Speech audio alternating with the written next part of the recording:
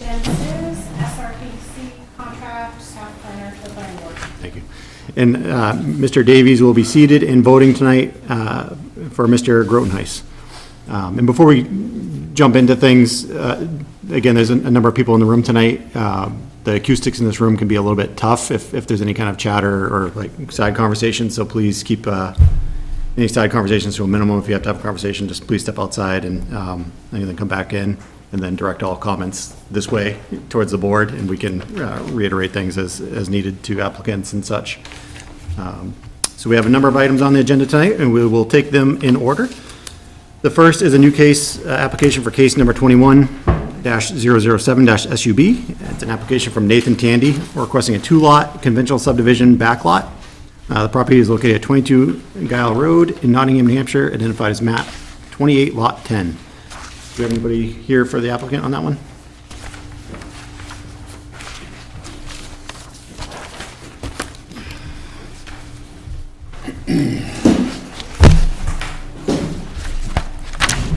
And before we jump in too much on that, there was an error in the case numbering on the agenda. Everything else, I believe, is accurate, but it's actually case 21-012-SUB, not 007.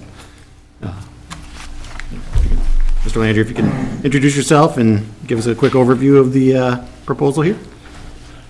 Thank you, Mr. Chairman, Vice Chairman. Peter Landry from Landry Surveying. Tonight, I'm speaking in behalf of Nathan and Carrie Tandy, who are in attendance in the back of the room.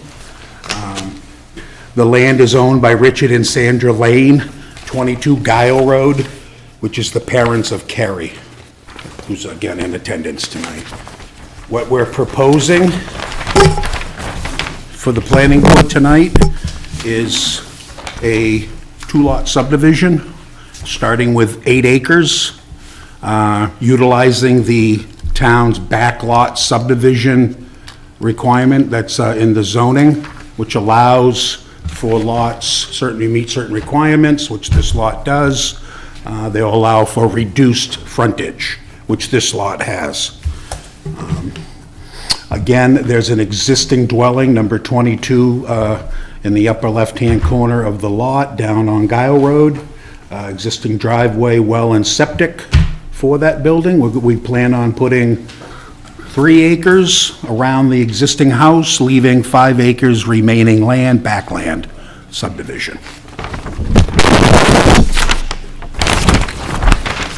We feel as though, well, you'll see that in your packet, you've got a clean sheet, which is the legal description sheet, the plan that we intend on having the planning board signs and record so deeds and easements can be written. You also have a plan titled DES subdivision plan, or the clutter plan that has all the topography, soils, wells, septic, 4K areas, all the stuff, the 30K fit for building, all of the stuff the planning board's looking for to show that these lots meet your subdivision and subdivision and zoning regs. So I won't go into much more detail. That's pretty much a rundown, a brief description of what we're doing. I know the planner had some comments. I'll let the planner discuss those. Certainly I'd like to be able to, throw in some comments after we've heard those to perhaps clarify some of the concerns. Yep. All right, thank you.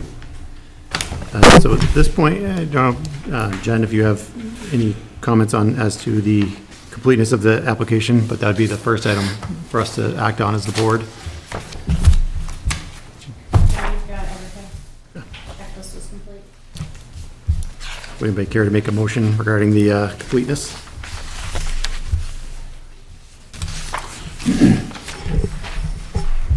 Mr. Chairman, I move to accept the application for case number 21-007-SUB as complete. Thank you. Is there a second? Second. Comment though. Did you say that that number is incorrect? Right, 012 you said. 012. Yeah. Oh, excuse me. Correction 012. And I second that. Okay, thank you. We have a motion and a second. Is there any further discussion? Seeing none, all those in favor, please say aye. Aye. All those opposed, none, motion carries. Unanimous. So the next item on, that we usually do to get out of the way is to determine if the application is an application of developmental, of regional impact. I'd like a motion on that, please. Mr. Chair, I move to state that case number 21-012-SUB is not an application for regional impact. I'll second that. Any further discussion on that? Seeing none, all those in favor, please say aye. Aye. Opposed? Motion carries 6-0. All right, thank you. All right, now, Mr. Landry, back to you. Now you can go into a little bit more detail if you'd like on the application. Well, the other thing I would like to point out is this, as you mentioned, this is a scenic road, as designated on the plan, as designated on the application, and as designated on the checklist. Therefore, it's regulation-wise, the planning board would require that I go visit the Conservation Commission and discuss typically a new driveway that you're gonna put in. Now, in this case, we visited the Conservation Commission about a month ago, not for the new driveway, because even though we're showing one, we don't intend on building a driveway, but we did want to go there to try to get the Conservation Commission's blessing on our idea. And I don't know if they've had a chance to write a response at this point, but if they haven't, then it should be coming. If you have it, then you have it. Yeah, I believe I saw that. We did get a response. Yeah, Mr. Chair, Yep, that's included, yep. may I ask Peter a question? You did not receive a copy of this letter? No, did not. Whose job is that to do that? From here, it's being handled by, Have to be from the planning. from staff, so I can give you a copy of that. Thank you. Thank you. Thank you. Thank you, Jen. Sorry, this was dated July 23rd, so there is a bit of a delay with the, some of the items going from the land use office, so. It is posted to It is the meeting site for Yeah. this evening. So, did you want me to go down through the staff I can, check, or, because that's really not my comment? No, I I can- can talk about, there's nothing more unless you had some questions Yeah. that I need to say about the subdivision at this point. Yeah, okay. But I would certainly address some of the concerns of, you Yeah, want me to well- go down through them, or Jen to? I'll let Jen take a moment to, SRPC take a moment to, did you have anything you want to specify on this, or just have? Sure, most everything is fairly minor, and if you'll pardon me, James actually did the review on this one. As you know, in the interim, James and I are dividing some of the responsibilities of providing the circuit electric rule. To just put into the staff report, starting at the bottom of page 2, just as a quick note, that the existing house is, while it's in the setback, it predates zoning, so that it would be the existing nonconformity. Going on to page 3, this is just more of a note clarification that's needed essentially. The neck area of the flag lot is not calculated within the minimum lot size calculations. Looking at it and just doing a rough measurement, scaling it off the plans, it looks like there's more than ample acreage to meet the minimum lot sizing. However, just request that you provide that area for the back portion of the lot that excludes the neck. That there, let's see, there is the access easement across lot 10 for the purpose of accessing the back lot, and simply recommend that the easement be provided for the board's consideration. It's also consistent with the regulations that require legal counsel review if needed.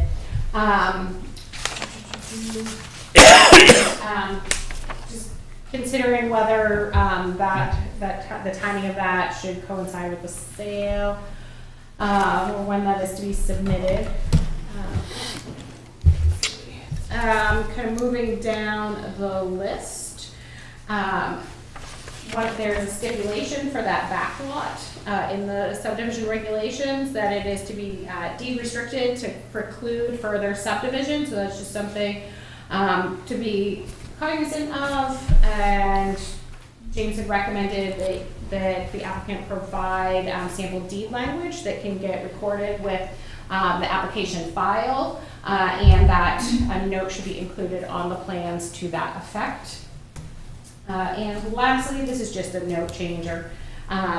The plan identifies the total frontage as 317 feet. The labels that are there for frontage are 250 and 57, which totals 307. Still, it's enough to meet the regulations, just noting that there's a math mismatch there, so just clarifying that. I think that was the majority of concerns that we had. And then procedurally, there's two problems with the agenda. One is that the case numbering was incorrect, which is pretty minor, but it wasn't noticed as a scenic road, which is unfortunate, but we wouldn't be able to take final action on this tonight if we get to that point anyway. We'd have to make sure we get it noticed accordingly, posted accordingly, so I apologize for that one. So, And I'm just gonna open this door if that's okay. If anybody's mosquitoes come in or the noise gets loud.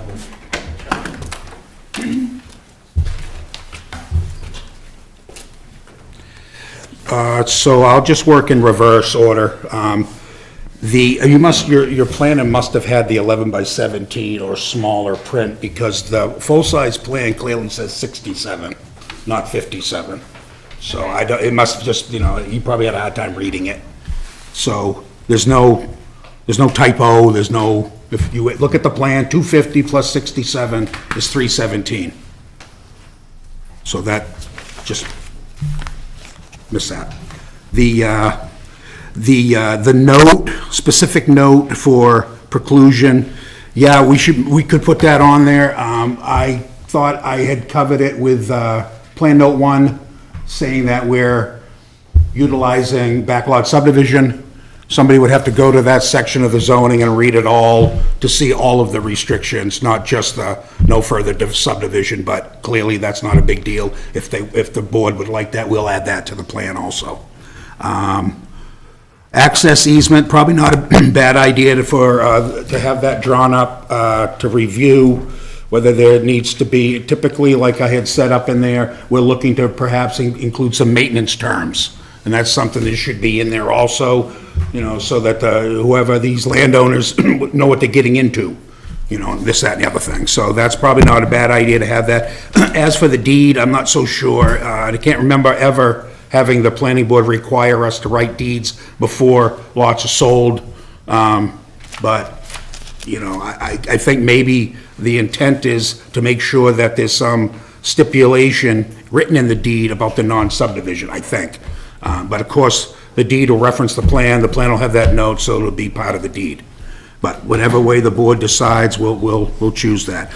The talk about the neck lot area not being on the plan, that would have been unfortunate, but it is on the plan. It's, if you go to the New Hampshire subdivision plat, the one with all the topo and everything, and if you look right down exactly like the planner had described where you'd like to see it, it's there. He said extend that back line, that rear lot line for lot 10. And if you look at it, I've got 1.314 acres neck area excluded, written right on the plan. And then above it, so whoever did the rough math was pretty close with the 3.5. Above it, I've got 3.694 acres. And that's the area of the volume part of the exclusive of the neck. Do you see that, Jen? I do not. You don't see that. Are you looking at the topo sheet? I am. Yeah, right here.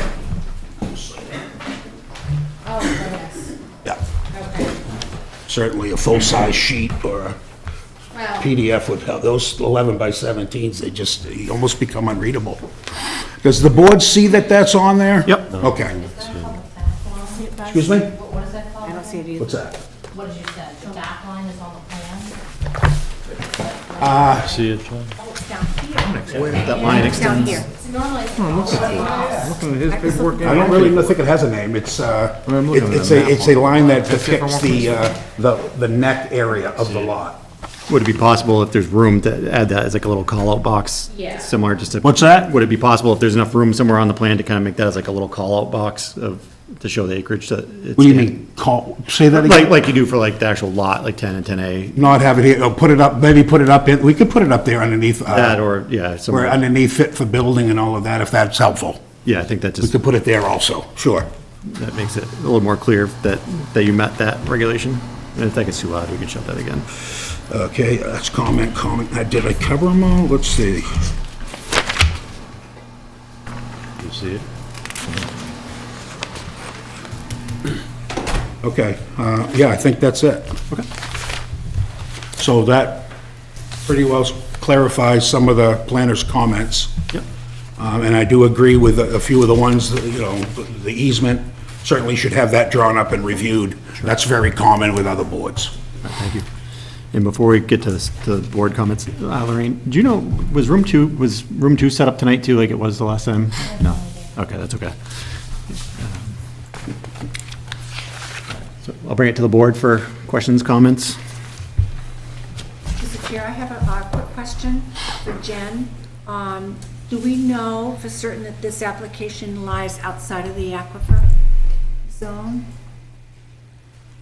Which is just to the northwest? Looks like it does, based on the aquifer map I was looking at. There's a very large lot. The lot next to us, I believe, is really large, and I believe the aquifer district goes through that. Unfortunately, the aquifer map doesn't have the tax map overlay on it, which would have been helpful, but maybe we do that in the future. It's something I think we can clarify 100% before. In my looking at it, it looked like it was outside of it. It looked like it was by, like, the next lot over is in the aquifer district. County administrator couldn't determine.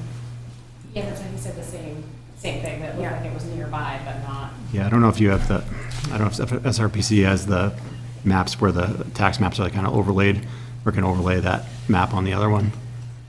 And see, I mean, we have the aquifer transmissivity data. Yeah. I have parcel data. So, so we'll, I don't know, look here now. I think we can confirm that.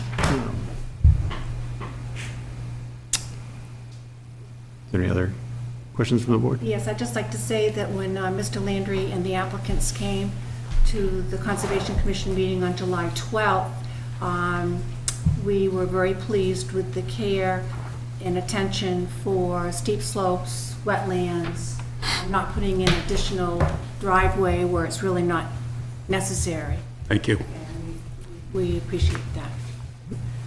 Thank you. So Pete? Yes. You had said that you probably put in the language to the, regarding the easement for the drive that goes back to the back lot, and then as well as probably some maintenance issues in it, because, I mean, this is a family, but, you know. Yeah, today it is, right? Today it is, That's but- absolutely. Yeah. No. And so just, if, so that language would be put into the deed. Yes, Both absolutely. deeds.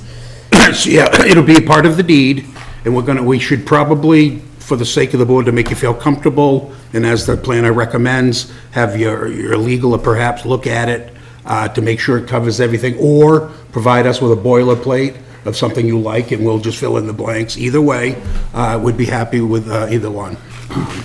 Sometimes the lawyers, depending how busy they are, you might end up with 30 pages, if they're not too busy. Or not too busy. If they're busy, you get one page. But I think in this case, that's very important, that's a good point, and we have to have all that spelled out ahead of time so somebody knows what they're getting into.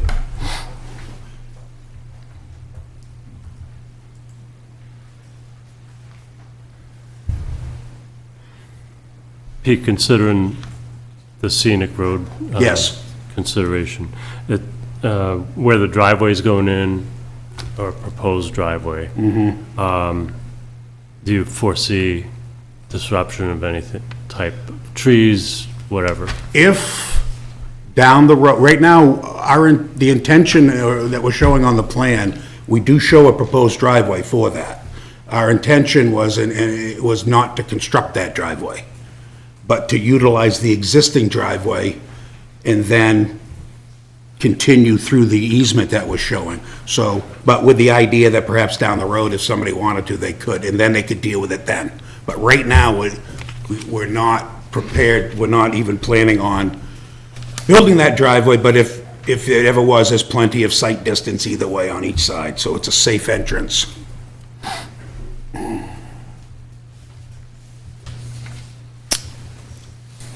Although if in the future there was that proposed driveway did go in, I mean, they pretty much either would need to get some kind of variance on the steep slopes and/or cross the wetland and kind of skirt that. Yeah, so you couldn't build a driveway through the steep slopes? I didn't see that anywhere in the regs. I thought that it's 25%, but if you could engineer anything, you could engineer or you could put a driveway through there and actually have less than 25% with a driveway. So if you've ever driven up through Evans Notch, Route 113 in the mountains, you'll see what I mean. It's 45% slope. They cut on one side and they pushed over down to the other side, and you kind of go right up along the ridge. I'm not saying this is a mountain, but it's the same concept. Cut and fill.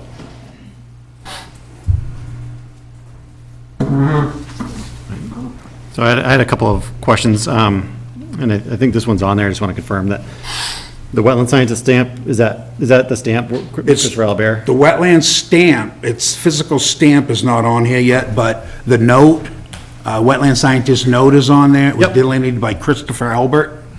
And when the time comes, we'll have him put his stamp on the final plans. Okay, and then for the wetlands shown, so in the Yes. current regulations, the way we list wetlands is poorly drained, very poorly drained, and the categories, I think, are a different set of, it's the HISS, I think, data versus, I think, what Mr. Albert might have been using, which is maybe the NWS system.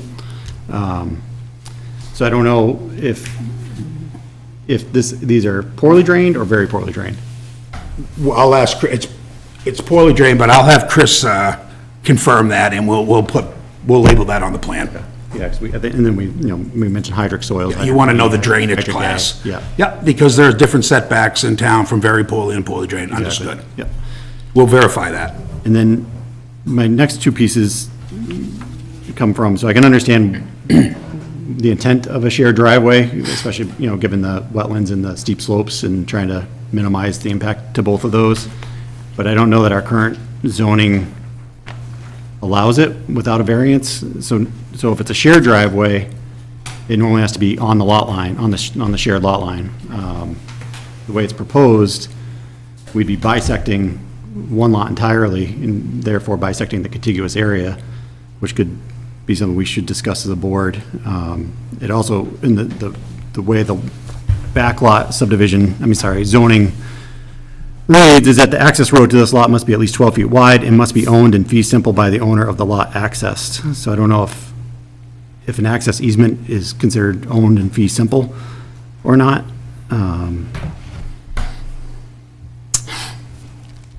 And then again, if it goes to a shared driveway, each single parcel of land is required to contain a driveway curb cut within the required minimum frontage.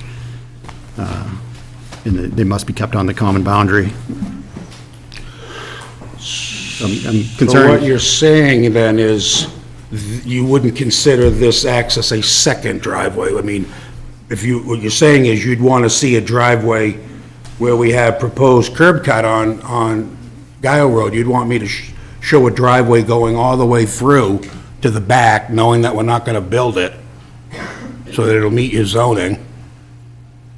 And then the driveway we're showing now, or the second driveway, the easement, is secondary to your zoning saying your driveway has to stay within the lot. Well, we could do that, but it's like the whole reason, like Sue mentioned, environmental reasons, we're trying to avoid all of that. So, you know, one thing I didn't point out is where we have this access easement, there was already a woods road out there, and it's been wide, you know, that made a lot of sense because the damage, you know, was the impact had already occurred. So, zoning-wise, I guess my position would be that perhaps we're not showing it, but we certainly can go from the road to the back with a driveway, if we needed to, but since we weren't proposing that, we don't show that. And I guess if maybe you ought to be looking at this easement as a second driveway and not the primary driveway. Because you're saying the regulations require a driveway to go through.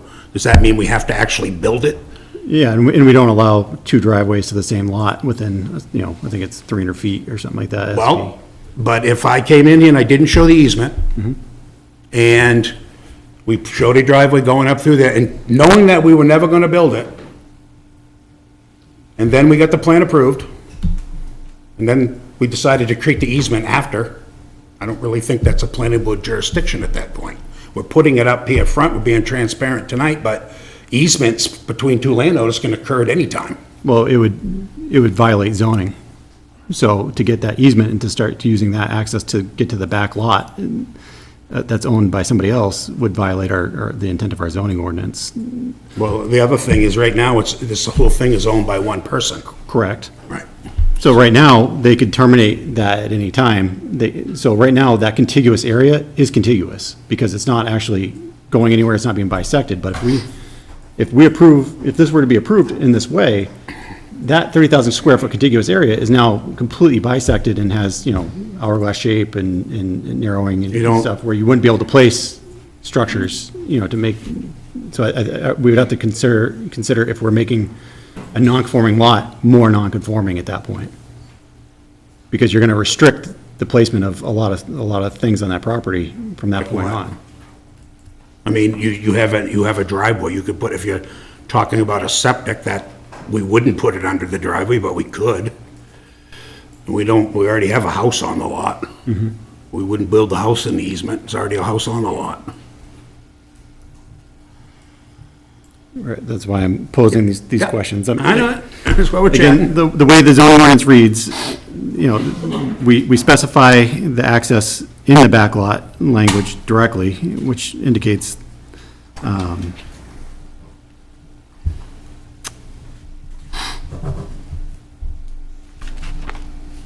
that the other lot created must contain a minimum of 20 feet frontage, including a curb cut for approved access and a minimum of 2 acres, and the access road to this lot must be at least 12 feet. I mean, that's the intention of the neck area, is the access to the backlot. So again, this is zoning, not the subdivision regs, so it's not our waiver capacity. You're creating a shared driveway, you know, with this proposal. And even if it was a shared driveway, it doesn't meet our zoning, because it's not on the common boundary. I didn't see where it said it had to be on a common boundary. Each single parcel of land is required to contain a driveway curb cut within the required minimum frontage. The required driveway may either be a single or common shared driveway serving no more than 2 residences. Shared driveways will be kept to the common boundary. Oh. And that's okay, it's overlooked, and we've sent other applications to zoning for relief of that before, so I can understand the intent of it, you know, as to why. Again, it's to avoid the sensitive areas or any further disturbance to those. So in my opinion, you know, there would be zoning relief needed for one of those items. It's either going to be the backlot zoning Article 4 T3C or Article 2 C2C, which is the shared driveway part. But again, it brings back my question of, and I don't know the answer to this is why I'm posing it, is if the driveway gets placed the way it is, are we then bisecting the contiguous area and making the existing lot more non-conforming? I still don't see where it says that it's on a common boundary line. It's What section are you in? zoning Article 2C, 2, and then lowercase c, and then number 1. Yeah, the zoning, let me see if I can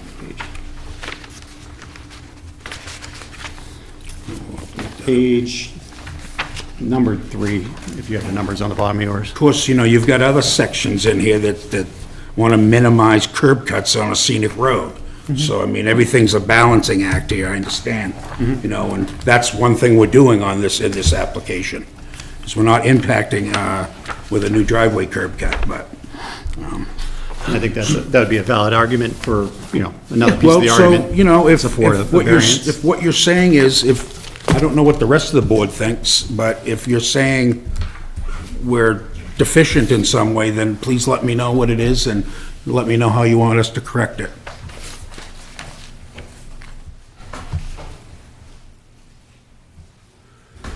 If that means we have to attempt to go get a variance, we'll have to put something together, I guess, if that's what the board wants. Just, not that it probably won't matter, but I probably ought to tell you anyway.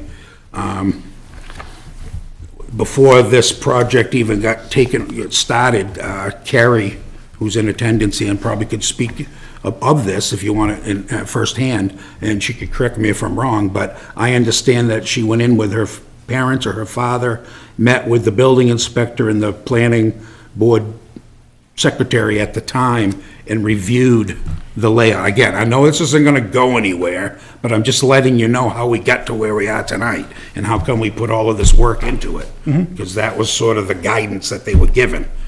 It's unfortunate that if it doesn't meet zoning, that they were told to go ahead and do that. But if that's the way it is, that's the way it is. Yeah, there's a reason those discussions are non-binding, and they're not, public meeting or public. Probably hearing. shouldn't even have them then. They're there to assist applicants. in Well, it wasn't preparation, assisting but them. I'm sorry that you feel that way, but. Well, again, it's they're there. obvious. It's also the applicant's responsibility and duty, and yours is the applicant's representative to know. I didn't know about it. They didn't even come to me until after they went to the town, so I mean, it's we're trying, there's a lot of stuff in there. There is. Right, like, Yep. try not to minimize the curb cuts, and we did that, but anyway. So there's going to be a question, though. So we specifically have verbiage in the backlot subdivision language in the zoning ordinance about the access to the backlot. So you may need, if you're seeking a variance, you may need to cite both articles, because you have specific language about the access to the backlot, and then we also have an option for shared driveway, but they don't necessarily, you'd want to consider both at the same time, so you don't have to jump through 2 hoops at once. But again, and I seek opinion from the board, and maybe we can get legal opinion, if the proposed driveway where it is for the back lot, does that bisect the contiguous area and make the current lot more non-conforming? So when subdivision regs say common driveways may be utilized, that's not right. That's, They may be utilized, subject to additional, if it doesn't go out stop and get a there. variance, okay, well, Right. that seems a little odd. No, No? they may be utilized, but it has to still comply with the rest of that language. It doesn't stop there. Oh. Okay, so, And again, we've sent other applicants, even this year, to zoning for relief from that. for this, For a shared driveway. Oh. Not a back lot, this is different, but yes. okay. Well, then, we won't be the first this time.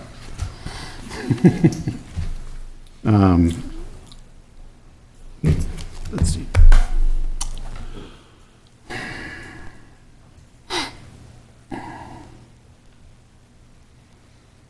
Mr. Chair, are you entertaining comments from the board? Of course, yeah. I just have to say, where we have the zoning regs in front of us, that the best thing is to go to the zoning board of adjustment for relief for this issue. Just give me that, give me the citation again, is it section 2?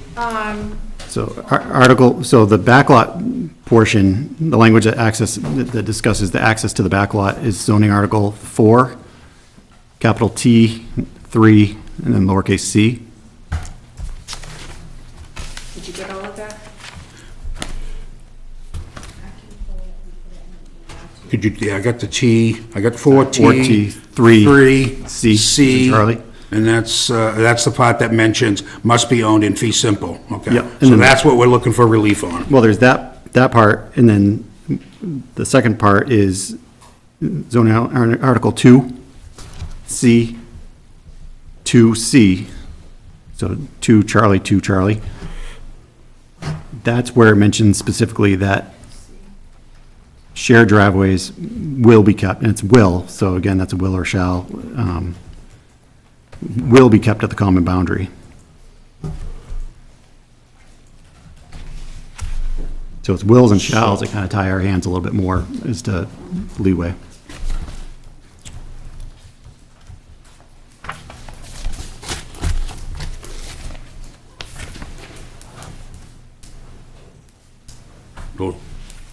So those two, we'll tie those two articles together as one variance, or two variances, I guess, depending on how it's I it's think kind of all tied together, but if we have to get two to make it clean, we'll do that. Is there anything else while I'm at the zoning board of adjustment?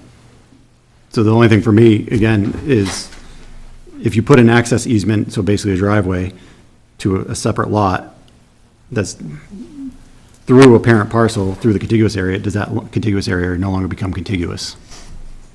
If a road was through there, it wouldn't be contiguous. But a driveway is, not a road, and I understand that. But again,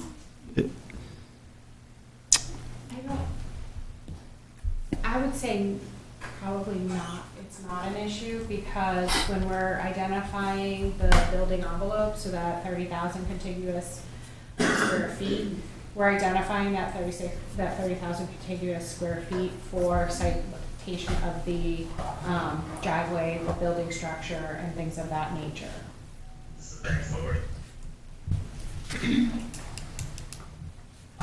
When we're talking about contiguous area, we're generally talking about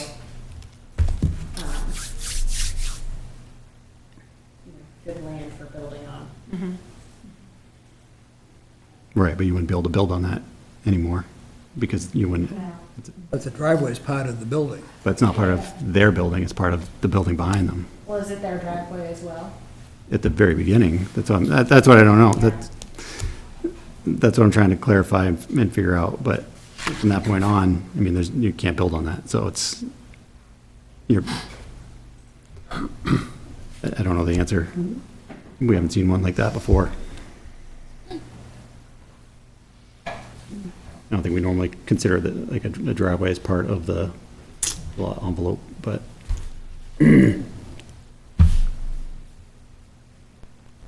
Well, either way, they're not gonna have to get zoning relief for that.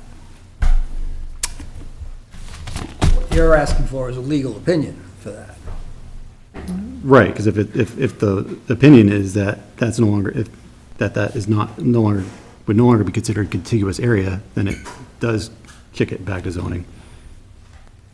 Because you would now be creating a more non-conforming lot.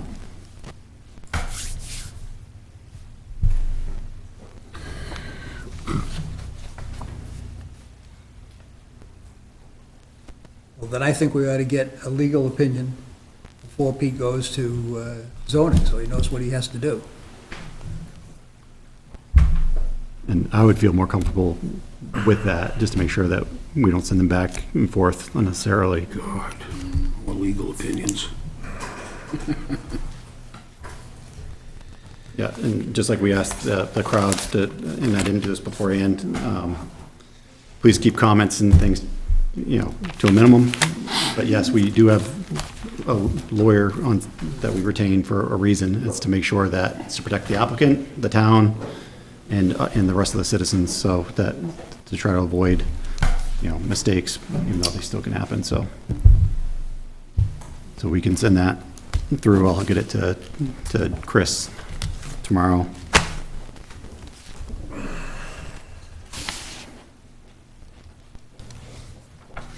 So those are my biggest pieces of the review.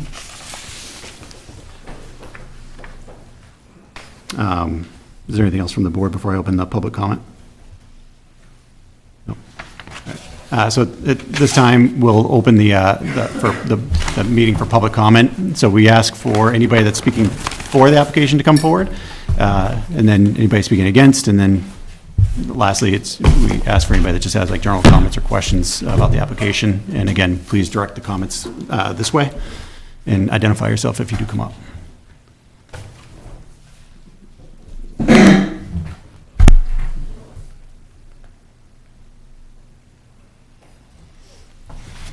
All right, seeing none at this time, we will, like I said, the case is going to be continued anyway because of the agenda posting and such. So we'll keep the public hearing open for the next meeting.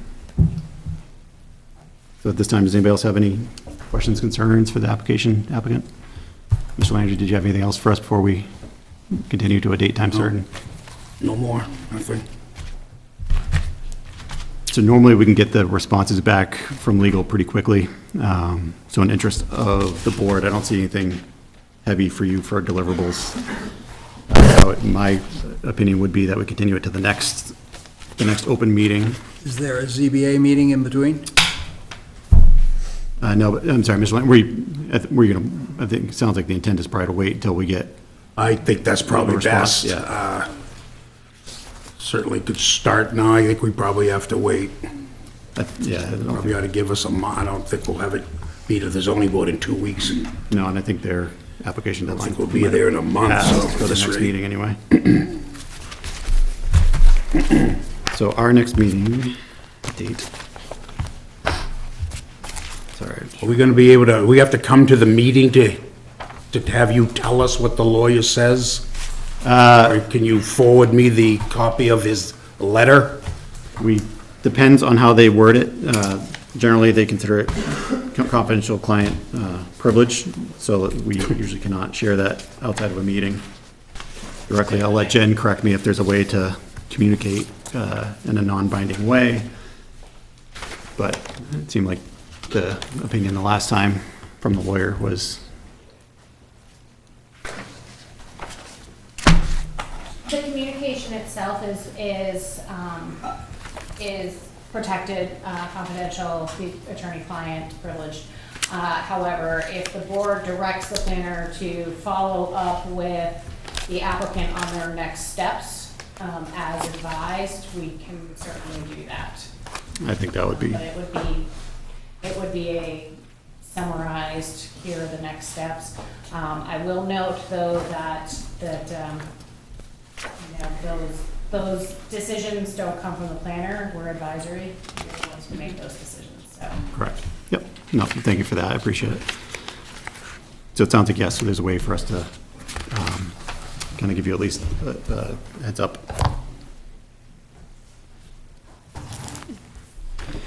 So at this time, so our next meeting would be August 12th. No, that's not right. 11th. Sorry, these are the The old, ZBA wouldn't have met before then. no, it's got the old dates on it. No, but they're not planning on going to the ZBA before our next meeting. So, And they need to know what the legal advice is before they go to And then they ZBA. might go to the ZBA. correct, so it'd be better to continue to our next earliest, and then if they decide there's variant zoning relief needed, they can request a continuation and get on the agenda for that. But that keeps it moving for them.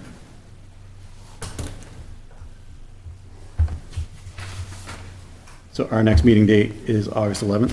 Would anybody like to make a motion on that? Mr. Chairman, I move that we continue case number 21-012-SUB to August 11th at 7 PM. Second. We have a motion and a second. Is there any further discussion?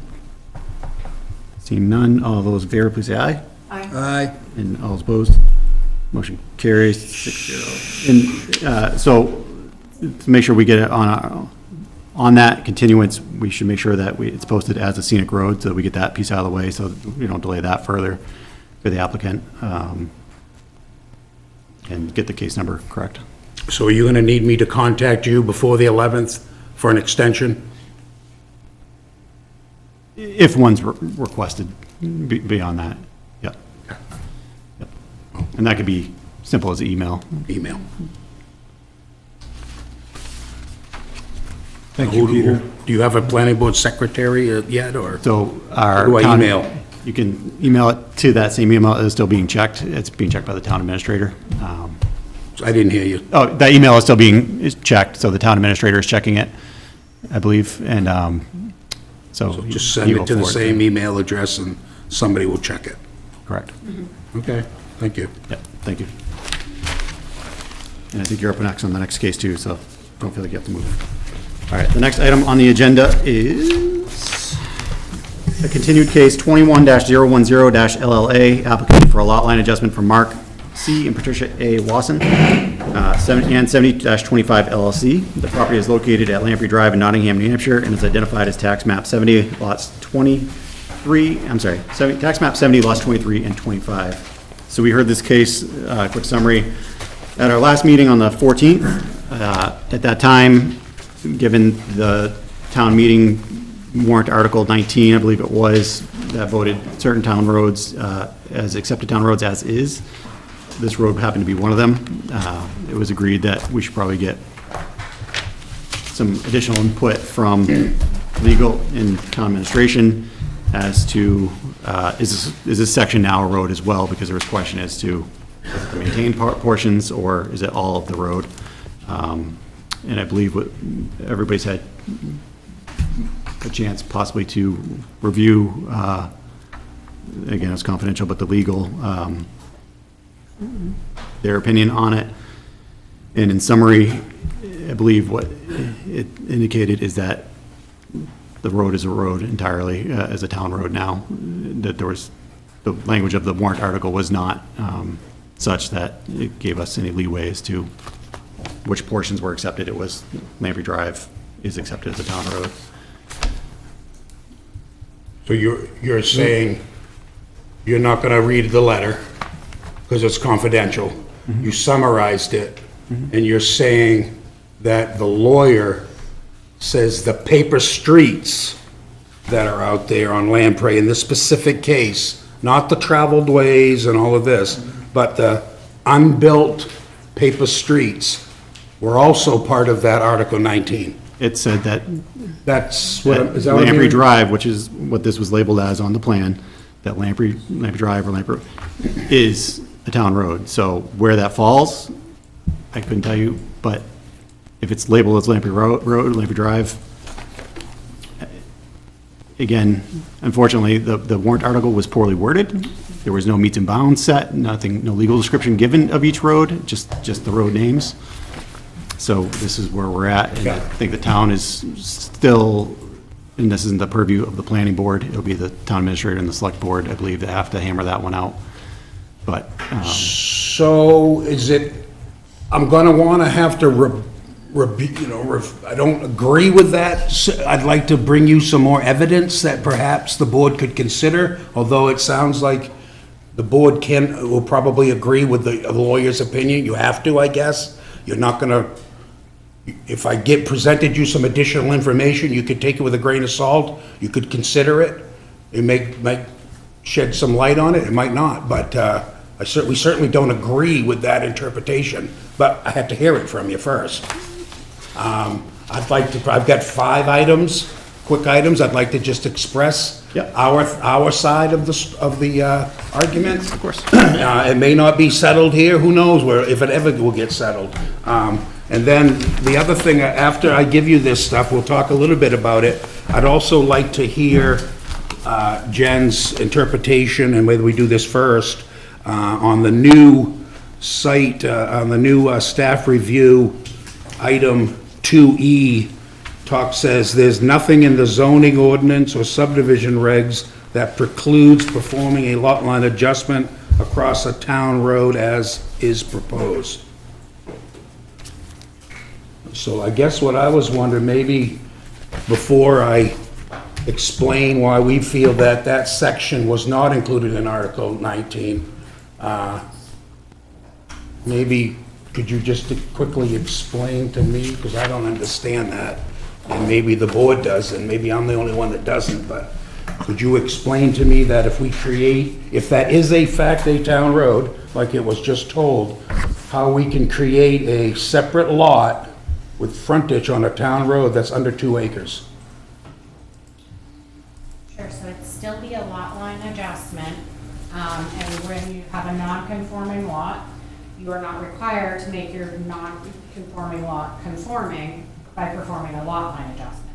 It does not cure any nonconformities, however, so should you choose to pull a building permit for anything, it does not guarantee you will be allowed to have that building permit without a variance. The ability to do so is because the town is not acquiring the roads in fee simple ownership. The land itself is still owned by the underlying owner, and it is a right of way over that land. So you can own the land on both sides of the road and under the road in common ownership, and the town maintains a right of access or right of way across that. I understand that. Yeah. But I guess the part I don't understand, if we took Flutter Street, for instance, and you had one landowner owned a piece of land on one side of Flutter Street, and they wanted to buy a 1/4 acre of land across the street, the easement itself is not in fee, of course, it's an easement, the town easement. This is the way I understand it, that creates the division between, it makes those two pieces non-contiguous. Correct. So you're asking the planning board to do is approve a lot that's under 2 acres. And I don't know if, maybe I'm missing it, but, Regardless of whether Lamprey Drive is a private road or a class 5 road, the request is of the planning board is to allow a lot that's under 2 acres. So as submitted, you're asking for a lot that's under 2 acres. well, we're not doing that under a subdivision we're doing that as a lot line adjustment, and we're taking a non-conforming lot and making it less non-conforming. Correct. So we're Which going in the would right be- direction, and you're right, there's no requirement to make it go 2 acres. But in this case, if that was a private way, then we're talking about one contiguous piece. Now that we've just heard an opinion that that is not a private way, it's a town way. Yeah. Well, now, we can't add anything across the street to our lot because it's divided by the town way. If the only way to make that lot bigger would be to go side to side. The town way is not a property Well, boundary. There are existing. you could take property- I just don't understand, because I've been doing subdivision, am I missing something here? Because in 30 years. It's not normal. I would 100% agree, it's not normal. One would not normally come in and request to do a lot line adjustment across the road. In the 10 years I've been on the planning board, I It is have not not seen normal. one That said, that this has there been is requested. nothing- It's not been requested in the 10 years I've been on the board. If- You yourself, Mr. Landry, at the last meeting indicated that if the opinion is that this is a town road. Yeah. This would be a subdivision. I thought so. Not line adjustment. I But now thought you're- so. But now you're changing, now you're saying it's. No, I'm not changing my That was mind. our- It's that the- was I'm our reading the planner's subsequent- thing. So, Comments. so if this is, so again, we're into an area that we've never been in before in recent memory, in that there is now an accepted town road, and there's a request to do a lot line adjustment to add property that is across the road to another parcel.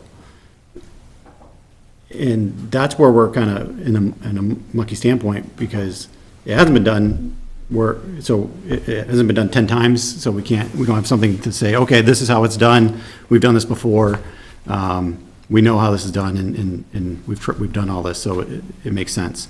This is something different for all of us. I think everybody here is probably in agreement that that where the town is at, and it's just recent, so there's not been much time for the town administrator or the select board, I believe, to try to figure this out and get it right. It's gonna take quite a bit of time to figure out that. But this concept has nothing to do with Article 19, except for now you designate that. I mean, take that warrant Article 19 out of it. Go back 5 years, whatever you want to do, and just think about it for a second. Go to any town road we have with stone walls on each side, and I draw a plan and I bring it to you. And Lot A across the street that I want to add to my 1 acre lot is only a 1/4 acre across the street. That's gonna be a separate lot on the tax maps for one, and it's gonna be substandard. I don't understand how the board, without a variance, and we don't wanna leave it, have to go get another variance to do the lot line adjustment. how are you going to, how does the board, when you look at Article 2, or whatever that Section 2 says, 2 acres, 200 feet, how can you justify that?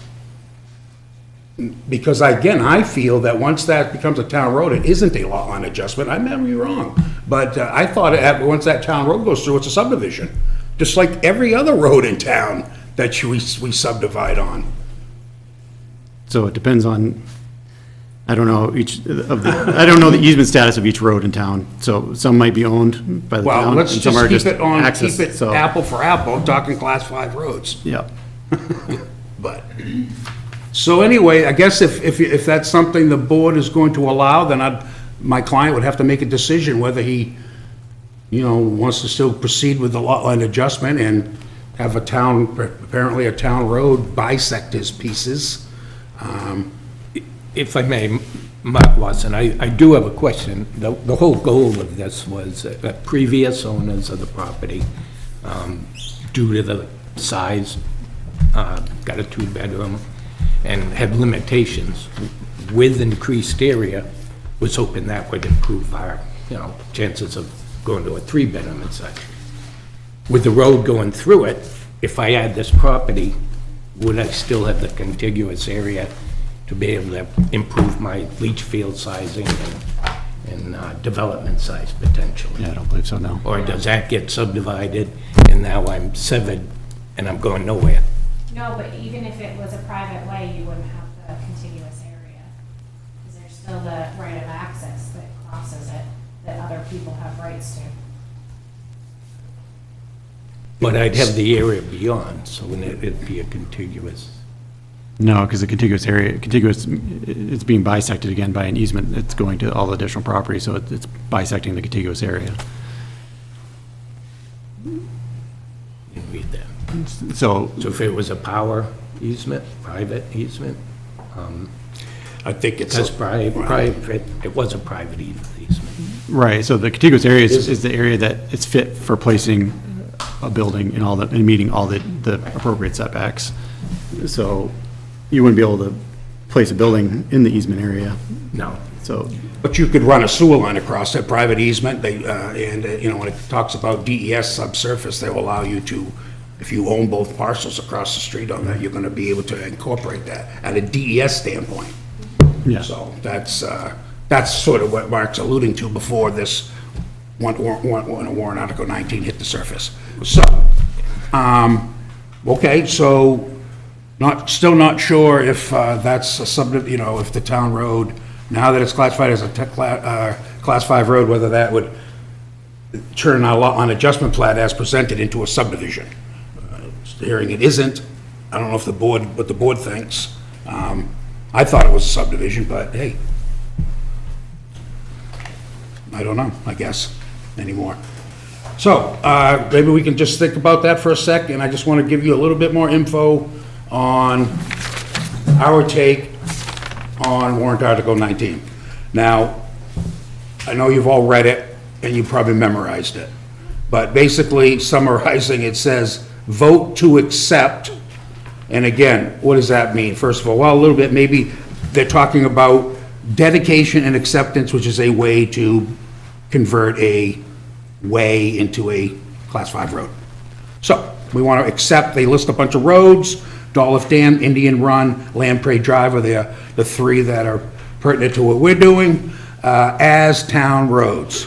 Then the next sentence says, I think this is important, because this is what I thought as a town voter. The town has been maintaining these roads for decades, period. Well, they haven't been maintaining these paper streets, for sure. So, that's a far-reaching interpretation of Lamprey Drive now includes all the paper streets, my understanding. Because it says the town has been maintaining these roads. They certainly haven't been maintaining this section. So, let's talk a little bit about dedication and acceptance and lag time. Because it seems a little funny that, after 56 years of this road, Lamprey Drive, wherever it is, whatever it is, I'm gonna have to share that, is now being asked to be accepted. I mean, first you have to realize, was it properly dedicated? And if it wasn't properly dedicated, then how can it be properly accepted? So I want to point out, the way I understand it, and I'm sure you've all read Hard Road to Travel, which is a very popular book, almost a must-read for planning board members. So what I did is I took, I think it's like chapter 2, you've got it right in front of you. It's lag time between a dedicated and accepted paper street. And that's what we're talking about when you look at, and again, all of this information is on my plan. So it's all this stuff about bringing in plans and deeds, it's all on my plan. So what I'm referring to is the Howard Lamprey subdivision. And if I'm holding it up right now. It shows paper streets that abound, basically a setback from the lake, 150 feet or so, surrounds the whole lake, with a special note that says, road to be made by leasees so abutters can get to their lot. Well, first of all, that sounds like a private situation between a landowner and some people around the lake. Doesn't even really ring a public dedication. But if you don't think that's quite correct, I think the big one, the date of this plan is 1965. You flip your page over and you read that back in 1965, or between 1893 and 1969, there was a different law on the books. And that law stated that if a road was, in this case, created in paper street in 1965, that the town had, and I'm just reading it off of this, had 20 years to accept it. That's 1985. Well, it's 2021 now, and they've taken the part, so my opinion, that dedication of that paper street went away in 1985. And you gotta have D and A, you gotta have dedication and acceptance. You can't have just acceptance of paper streets. The other roads that are built out there, prescription roads, that's a different story, that, for another day. But right now, we're talking about the paper street. Feel strongly that this statement here that says, in summary, if a paper street was dedicated by the owner, Howard Lamprey, between 1893 and 1969, which is 1965, that dedication ended automatically unless accepted by the municipality within the 20-year period. Well, that didn't happen. So no dedication. So I question whether the acceptance actually occurred, because you gotta have them both. So that's one of our main positions on the paper street. Now, I just want to walk around, I'm going to show you just a couple other things that may be happening as a result of what I just heard, the lawyers stating that the paper streets were part of the acceptance. On my plan, you'll see that I've got the overview and the overall plot plan on the other left-hand side. And I've colored it in for you, got it in front of you. But the purple is the paper streets. Okay, that's the paper street, which I just heard got accepted as a town road. And of course, most of, 80% of it's full of trees. Couple years ago, there was a lot line adjustment here, different parts of, same lot that we're dealing with now, sold to different landowners on the lake. This poor guy ended up buying the 33-foot strip. And now it sounds like he just owns it, pays taxes on it, but now it's a town road, and it's full of trees. Many other lots now, perhaps bisected with the road going through, now creating a couple of different lots. But I think the other thing you want to maybe look at, and hey, maybe the owner here, for this lot 7025, if Dolph Dam and Lamprey Drive and Indian Run all became Class 5 roads, then overnight, he's looking at five brand-new lots out there. Okay? I don't know if anybody ever thought of that, but again, the town road, there's your frontage. The road, just like Flutter Street, any other street in town, land on both sides of a town road. That road just subdivided, this 53-acre piece into what looks like 5 Yeah, large so I lots. think we're getting a little bit away, I mean. I'm pointing out We could that point- there is what's happening with this Article 19. I hope you just give me a little leeway since I'm the first one that has to go through it, and we certainly don't like what we heard because that doesn't seem like that's what it says. But we will live with the decision. Certainly not trying to circumvent the people's vote. That's very important. Just wondering if that actually, our opinion, it did not include the paper streets. I just want to make that point clear. Unfortunately, the warrant article wasn't written that way. It was written as Lamprey Drive. And this whole plan, that whole area is labeled as Lamprey Drive. I understand it also, it mentions the town has been maintaining this, but that. That's right. That just seems like additional verbiage. It doesn't say the sections that the town has been maintaining. It's saying that that area has been maintained. I believe there were some parts, some of these roads that possibly the town hadn't been maintaining, but they were still listed. So if the dedication didn't occur, which I believe it didn't, then the acceptance didn't occur, so those paper streets are probably still private. And if the dedication ran out, then the action that was taken on June 8th, the current landowner never got notified. And again, I don't think he was ever compensated It's not a for the taking. taking. It's not a Well, if taking. it was, if the dedication. It's an easement over the land. So that's just our point, so try to get them on the record if you don't mind. And the last one, which everybody will agree with, that what was accepted is not clearly defined. There's no widths, no lengths, no limits, no status, and nobody knows what got accepted. Yeah, and I think those are all valid points, and the select board, I believe, had tried to amend the article to include those pieces of language, because that is very helpful when you're trying to define a road or an easement, is to have meets and bounds, where the lines are. That was voted down, and then, so the article went to the town voters as written, and that's where we're at today. So I think the people that have the most standing, obviously, are the abutters of these roads, and the people impacted 100% directly, versus, people that are non-abutters. So I don't know if there's other legal recourse of the owners in question here to, there may be methods to get relief or to ask for, that section not to be considered a town road. I don't know. Unfortunately, that's probably beyond the purview of this board. And again, the governing body is not us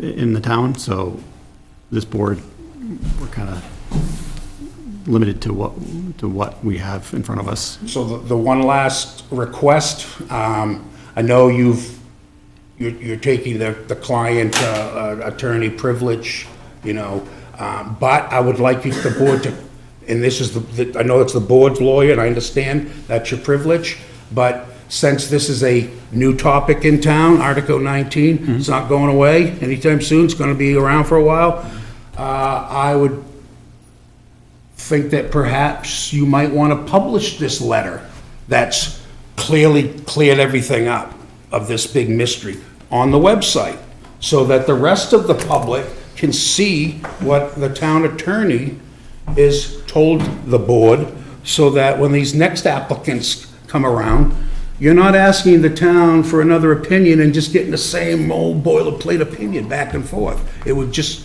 seem to make sense that this should be transparent and should be out on the website, but that's just what I think. Well, I believe, unfortunately, the purview of this falls back to the Board of Selectmen, not this board, as to what does warrant Article 19 truly mean. And as written, it listed out roads and stated that these roads will be accepted as town roads, as is. And it listed the name of the road. On the application here, on the plan, it lists that as Lamprey Drive. I mean, I granted, I think it's very messy. There's, you have branches and pieces, and Lamprey Drive goes in 3 directions. You probably wouldn't label a road that way, new road that way. You would label this section as 1, maybe Lamprey Road East or something, so that you know direction versus just street numbers. But this is where we're at. It's labeled Lamprey Drive. Lamprey Drive was accepted as a town road based on a warrant article.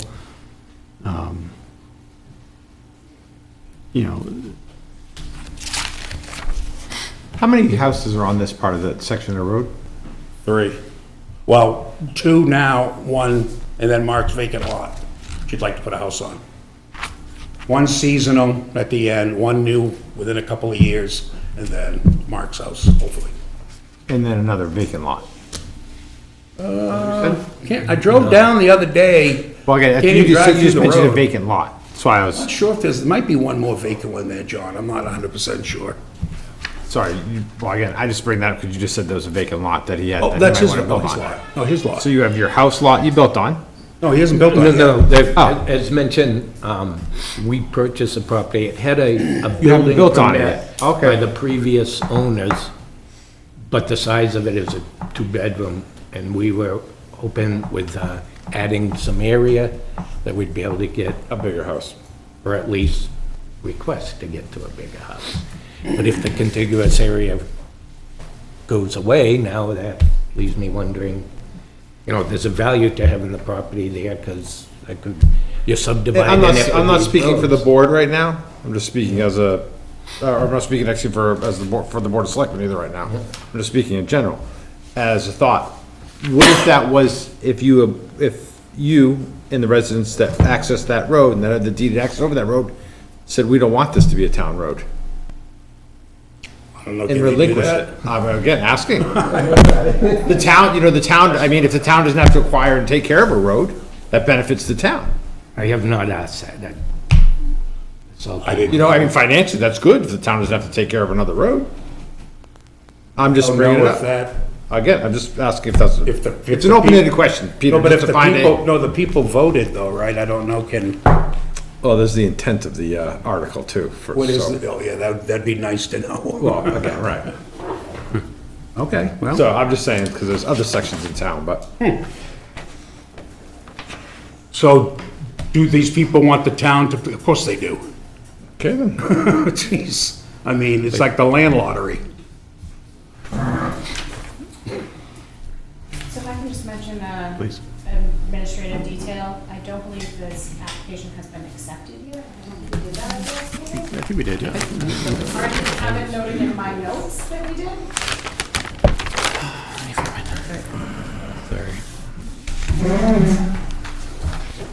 And if there were questions to follow up and to determine whether the applicant wanted to move forward, so. I believe we accepted it as complete and then continued it because of that. Complete, yeah. You have to know that it was, Yes, Mr. Field made a motion to accept the application as complete. I second it. okay, There you go. right, then I stand corrected. No, that's okay, thank you, I appreciate the, that would be, yeah. Is anybody else on the board? Yeah, I'd like to just make a couple comments, if I might, Mr. Chair, to the applicants. I wonder if you've given any thought to ask the people on that section of Lamprey Drive to possibly change the name of the road and submit that name change to the Board of Selectmen, Select Board, for acceptance. And that way it would not be Lamprey Drive anymore. Number two, my other thought was, can you reconfigure Lamprey Drive right in this area? So you drop it this way, which is, I don't know where north and south is.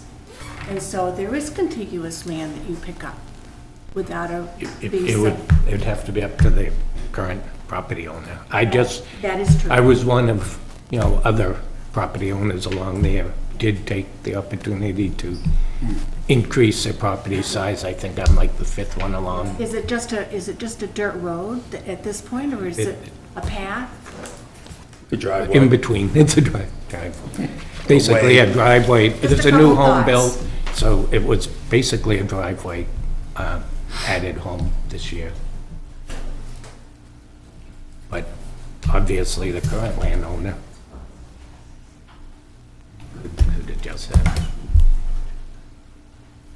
That's a good point, Sue. I'm not really sure about. No, it might Because just. I mean, if it's a town road now, do I have the right to go move Flutter Street? As if it's a town I road? think it's a different issue, Peter, Oh, entirely. If you pay for it, maybe. well, if I paid for it, yeah. I don't know. I just, what would be paying for this if we relocated the road too, right? And perhaps I don't know if the select board could allow us that, or if we needed a vote of the people. I think that would be a question for the select board, if they could entertain something like that. So if, for example, if all the abutters of this area or this particular section of it, were able to petition the board of select board, you know, to, and the current landowner agreed to it, obviously that'd be a piece of it beyond that, just the abutters, to reconfigure that road in such a way that it would be the same, if not better, than what's currently there. And you know, would that change things? And then you would potentially have that with the lot line adjustment. But, you know, if more of the landowners wanted to make their lots larger, you know, that could be a solution. But that's, I think, beyond, that's well beyond the scope of this board at this time. And there was discussion with the Board of Selectmen in the past that because of the amount of these, you want to call paper streets, due to the emergency 911, that because you don't know which way Lamprey Drive goes, is that a lot of these get named and reorganized. Yeah, probably not a bad idea. So, again, just something else to think about, that this might be. Well, and I would also add, Article 19, I believe, says roads that have been maintained. So being if what you're saying they are, if they are actually a paper road that haven't been maintained, so maybe there'd be a possibility of request selectmen to privatize that section. Again, we're Mr. Chair, I'd just like to say that I think this is the first case that's come before us. I think when communications to attorneys in the future around this, I read what the attorney said. I have a whole bunch of questions. I think we need to, in the future, have the attorney present with the board in order for the board to ask further questions. Mr. Landry brings up several good points. The board does not have the opportunity if we just communicate via email. So I think for these issues relating to these private ways that have now been voted to be Class 5 roads in each case, and we don't know until we start to unravel what's what. I think communication on these need to be in person between the board and the attorney. Yeah, I think we've been looking towards the select board for some guidance as well. You know, they kind of fell in their lap. Again, this vote was just a month ago, so there had, with the delay of town meeting, so there hasn't been, I don't think there's been a lot of movement yet on that with the town administrator and the select board. But I think there's a lot of questions and a lot of, you know, answers that we don't have yet. As I said we, I mean the town and the residents. We're going to be able to hear from the abutters? Yep, so, if the board, have further questions first before we open it to, so I'll open the public hearing, portion of it. So again, I welcome any abutter or anybody that's speaking towards the application, first, and then anybody speaking against next, and then anybody that just has general questions, comments, that welcome to the table. Please identify yourself before you start speaking, and again, address it this way, please. Kevin Bassett, 101 Shore Drive. I own tax map 70 lot 25E, land in question.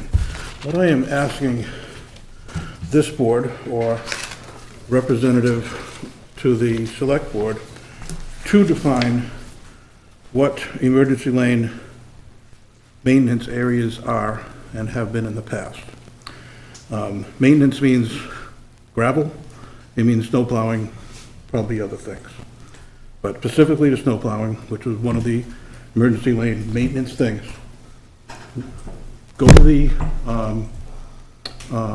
highway department person and get a definition of what roads are physically maintained. So I live there, I see it, I think I know the answers on which little spur gets plowed, You can tell if there's fresh gravel in areas and not. So I think I have some answers, but you need to know the answers from the guys doing the maintenance. So that just needs to be established. I would think that would need to be established with the select board, not with this board. Well, I'm asking this board to ask the select board through whatever means is appropriate. And I don't know if I can do that. I know there's a select board rep here, but you guys, I'm just asking you guys to try to. The question is for us to ask, you want us to get clarification or definition from the select board as, I just want to make sure I understand the question right, as to what defines maintenance? No, what pieces of these roads are maintained, specifically to plowing? Okay. Because gravel is a little ambiguous, but plowing is not. Okay? Thank you.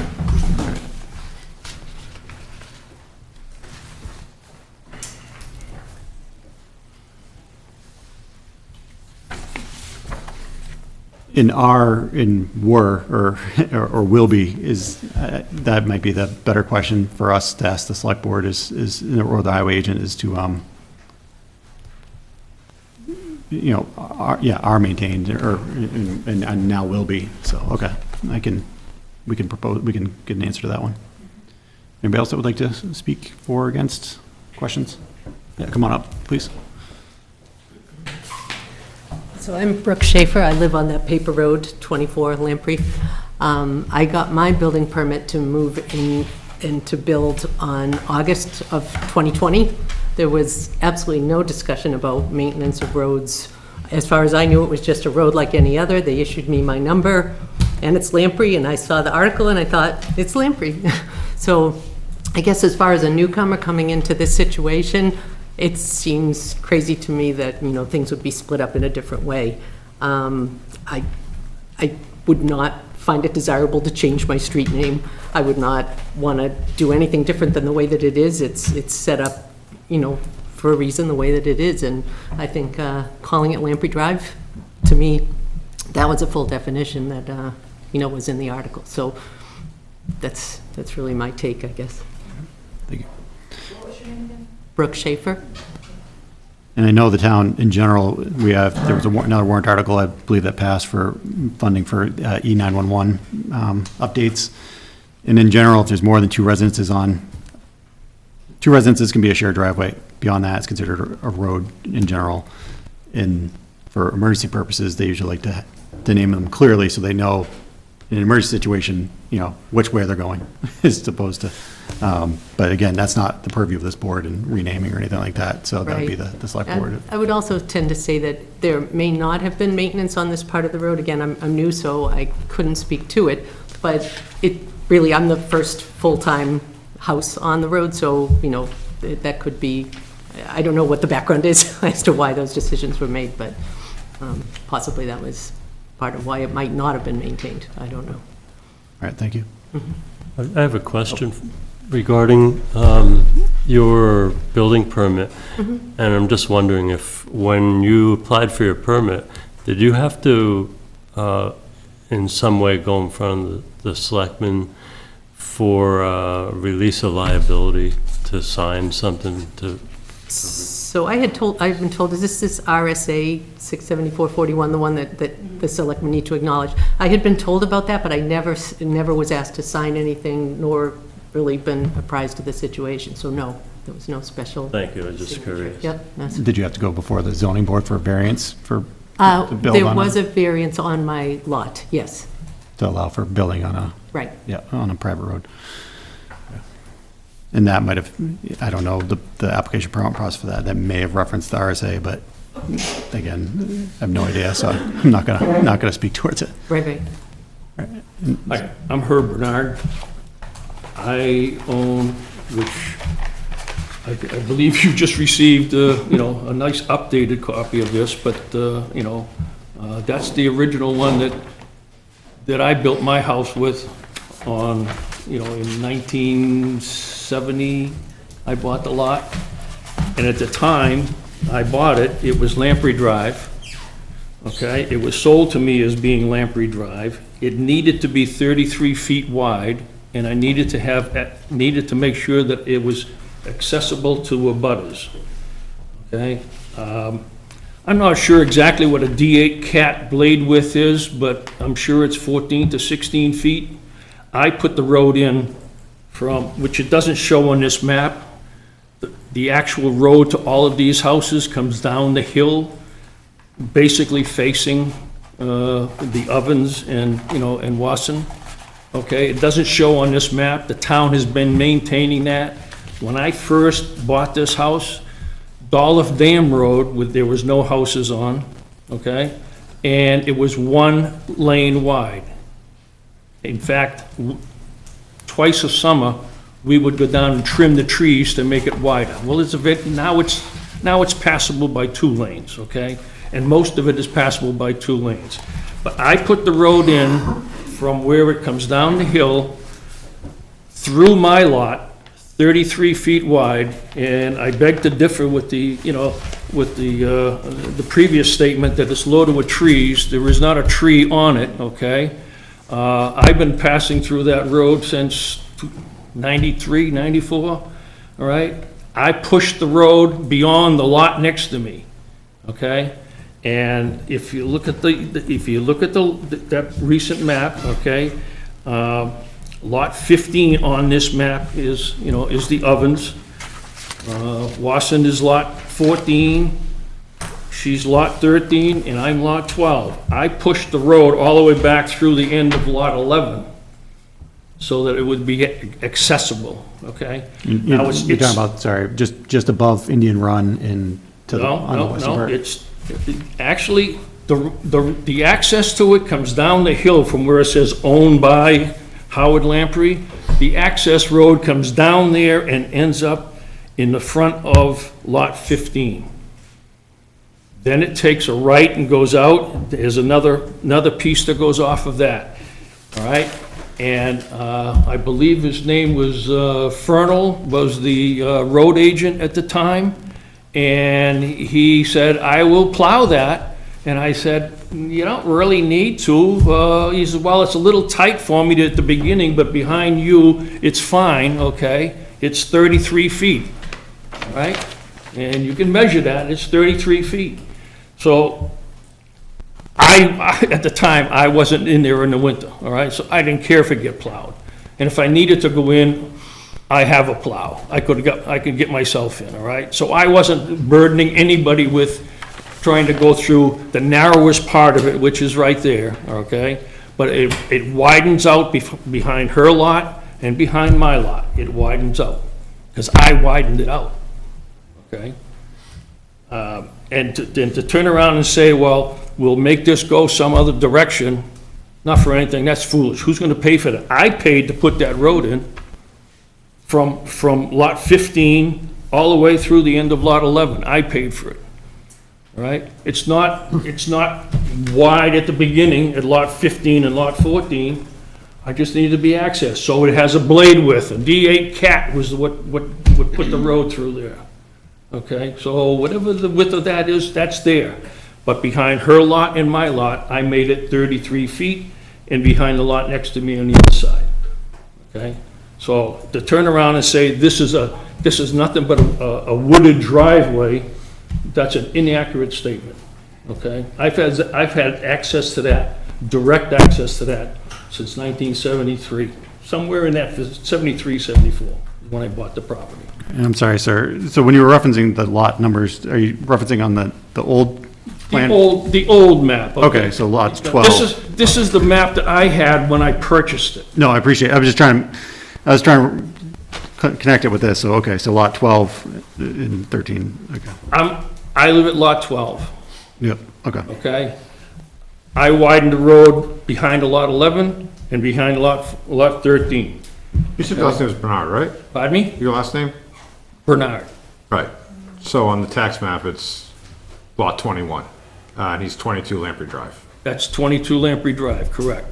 Well, just on the maps we're looking at here, it shows different numbers than what your map is. So when you start saying numbers, and we look on this. I understand, We're not but jiving. this is the only one I had, and this is the We'll make one sure you I... get one of these. that I built it, okay? And the town accepted this in June 11th of '66, okay? So at that time, the town said, yeah, that's Lamprey Road, so why would we want to change it at this point, okay? I've been on 22 Lamprey Road, so 30-some odd years.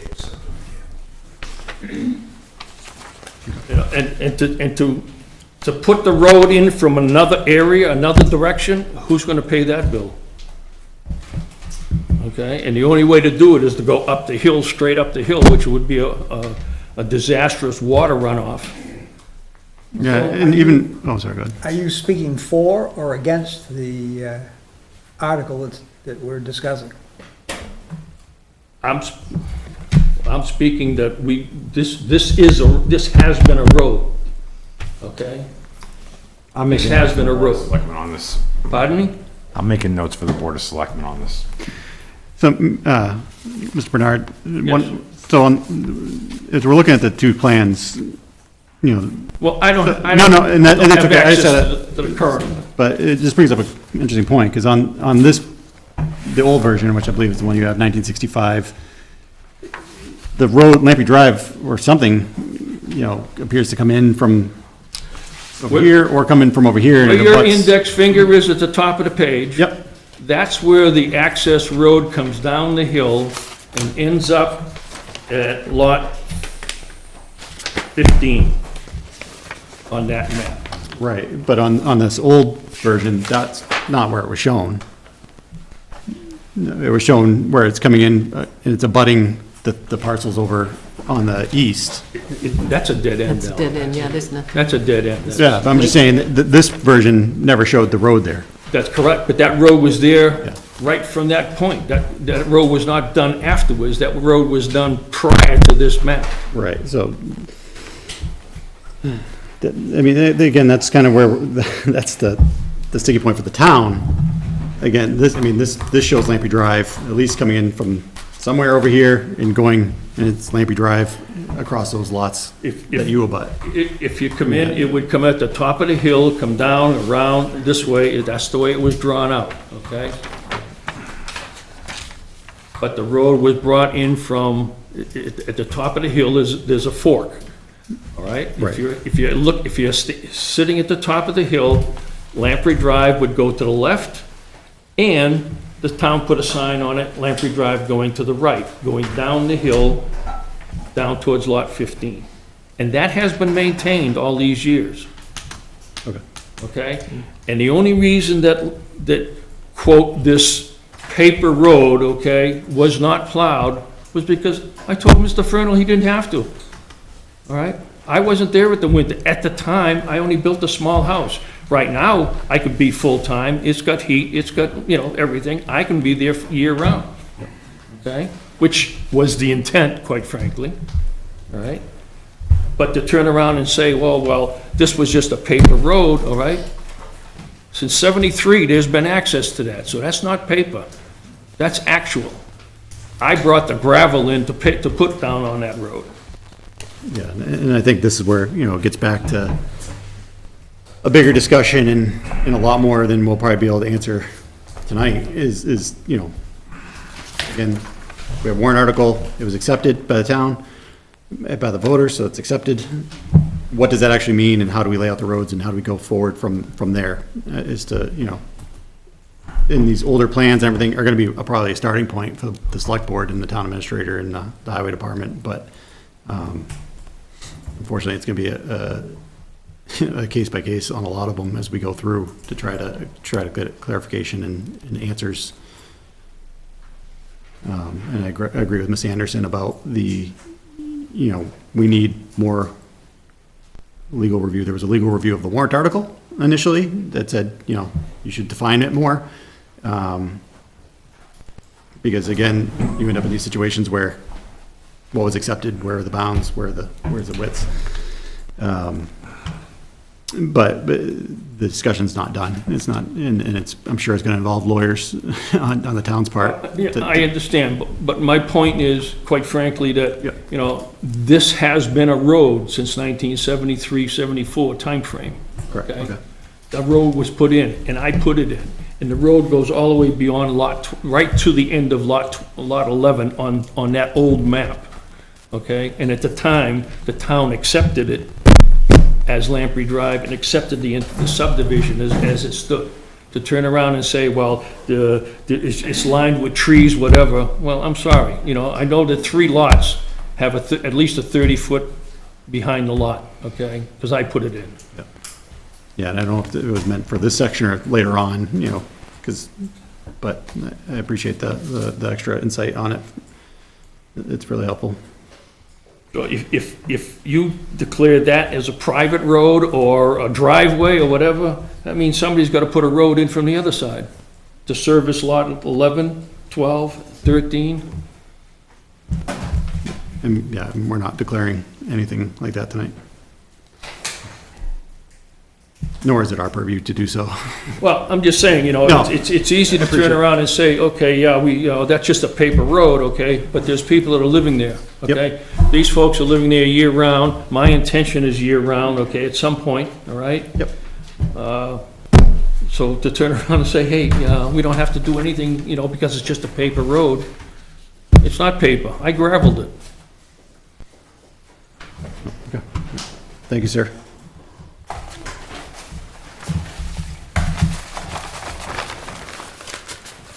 I don't know if this old map, but I figured that the town accepted it back in '66, so I figured it was still valid. Thank you. Is there any other abutters, before Mr. Bassett, just one moment as well? See if there's anybody new first. Anybody else would like to speak before? No? Go on. Mr. Chair, Vice Chair, just a quick clarification. The tax map, as shown, is incorrect, does need to be revised. The road from 23 to 17 is not contiguous, and there are rocks and boulders approximately across from 19. So it was never completed. And you can visually see that. So that was just a little clarification. And if there's any way to get the select board to revise the tax map, it might be prudent at this time. So, I'm sorry, Mr. Bassett, just want to make sure we make notes and we get it clear. So looking at the plan, right? Yeah, okay. So there's 70-19, 70-20, 70-17, 70-18 that are shown on here? Yes, from 17 to 23. Pictorially, to me, it shows like it's a contiguous path, paper road, driveway, road, lamprey, what have you. But it is not contiguous or passable in any regard. That's where possibly that's where the trees and boulders were comment was made. I just want to, if there's a revision to be made.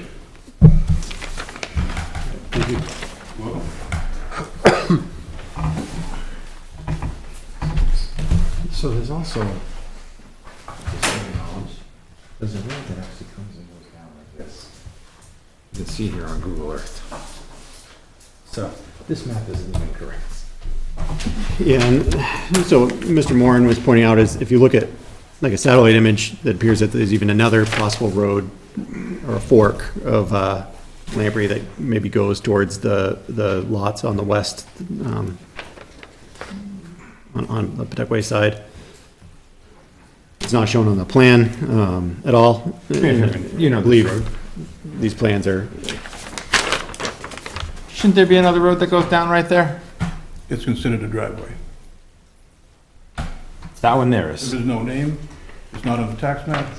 it was never on a plan. As owner of it, I consider I own that driveway, which other people use, and I'll be exploring an easement going forward. Or other means of, But that is the access, Substitution. that is the access road, or driveway. You want to say to lot 14, 15, 16, 17 on your map, correct? I believe, yes, all those people utilize that instead of going down Indian Run and going to the right and following the lake, Or going down Lamprey and turning off at the junction you're talking about. which they can't because it's blocked and Okay, just Never- clarification. Yep. never completed per se. So the said road that we just talked about is the road that Mr. Bernard uses to go to his property, correct? The driveway that we just talked about? Yeah, is that how he accesses the other way? Correct. Okay, thank you for the clarification. Anything else for me? Thank you. Is there any other public comment, and if not, I will close the public hearing. Oh, sorry. Mr. One President. thing, I guess I have an exception to that because the town put up a Lamprey Drive sign at the top of that driveway. They put up Lamprey Road sign, which is at the top of the hill. Lamprey Road forks off in two different directions. It's not on the map. It's not on your map, okay? Yep. But it's been there since inception that I know of, okay? And the town put Lamprey Drive on that, Lamprey Drive sign on both sides of that road, so that the driveway that we're talking about that's not on the map, right, has been a road, so, and it's been plowed. I made that more for reference for future conversations with you and the board. Well, Nothing to do with you, I was just curious on Okay. when you're but I mean, describing your access. The town has plowed that driveway ever since I've been there. Something for more to discuss. Thank you, sir. All right, I will close the public hearing, 8:42.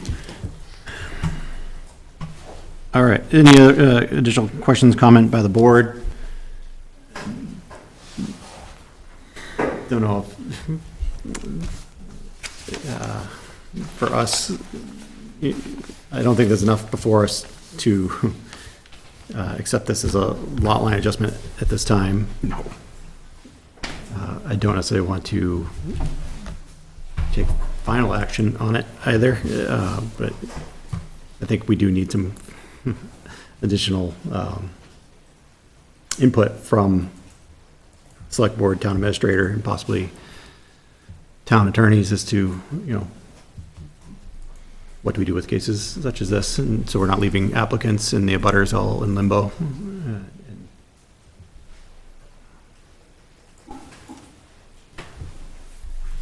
Is SRPC seeing anything like this in abutting communities that you work with? Not to be on the spot, but again, sometimes you have a little wider purview than we do with our one town. And I think it's pretty unique to Nottingham, yeah. I know we have, selectmen's rep here, but just wondering if we need to make a formal request to the select board, letting them know, of course, our rep will do that, I'm sure, but that, we're seeing issues Yeah. with this, with Article 19. Yeah, and obviously we would want to address the roads that are before us first, in a way. If there's a priority to it, you want to deal with the ones that are stuck before they do a sweeping overall, so. I'm fine with doing that, interacting and trying to find some, interacting with town administrator and coordinating with the select board, and I'll coordinate with Mr. Grotenhuis, the planning board chair, to see about, working with the town administrator and select board, and also getting additional legal advice for this board, since obviously they can give us their input, but we're still our own board.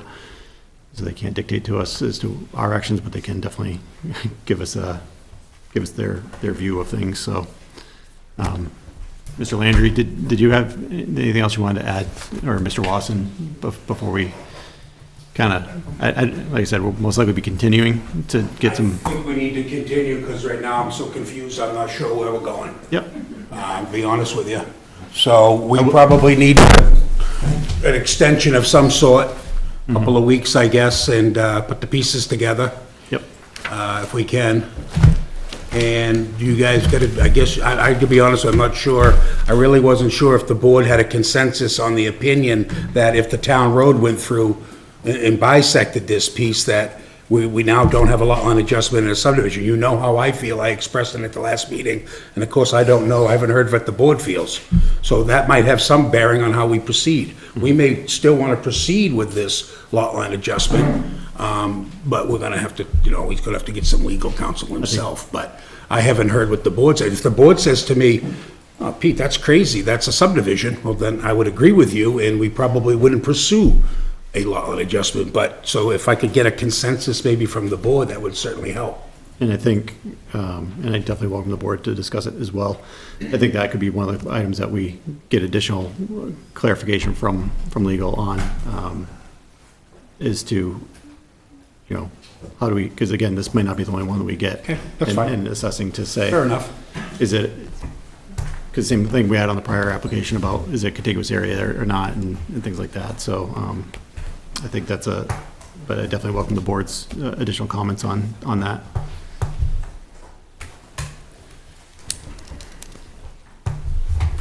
If any, none. Is there anything, so, kind of an odd thing, but is there anything on the applicant side? So I'm gonna work with Mr. Grotenhuis and make sure he works with the town administrator and the select board if possible to try to formulate questions for town attorney, to try to capture as many answers as possible or as much input as possible. And again, it's an input to us and we use it or we don't, but usually, you know, we'll take it pretty heavily if it comes from legal. So is there anything specifically that we might be able to get an answer for that you would like to see? Charlene had mentioned that perhaps is there a chance that your attorney is going to be at a meeting? I mean, I only think, if I'm asking that because I'd like to even it up. Because if, obviously with this confidentiality, you know, I would think in good faith for everything that the two lawyers would be able to discuss and share correspondence with one another, whereas the board's not ready to share it with the public. But perhaps the two lawyers under their laws and they could probably discuss this and we could move ahead and figure out what these, because what's gonna happen is we don't know what the responses are, so could be wasting everybody's time repeating the same old thing. You know, but that's sort of the problem with not making this public, but I understand. And I think we can request that. And again, I think I'd be working with the select board. Right. To try, because again, and maybe it'd be a joint meeting kind of thing where it's not application specific, it's scenario specific. You know, this isn't gonna be the only one. So maybe that's a question that we do a joint meeting with and have a town attorney present and have these discussions.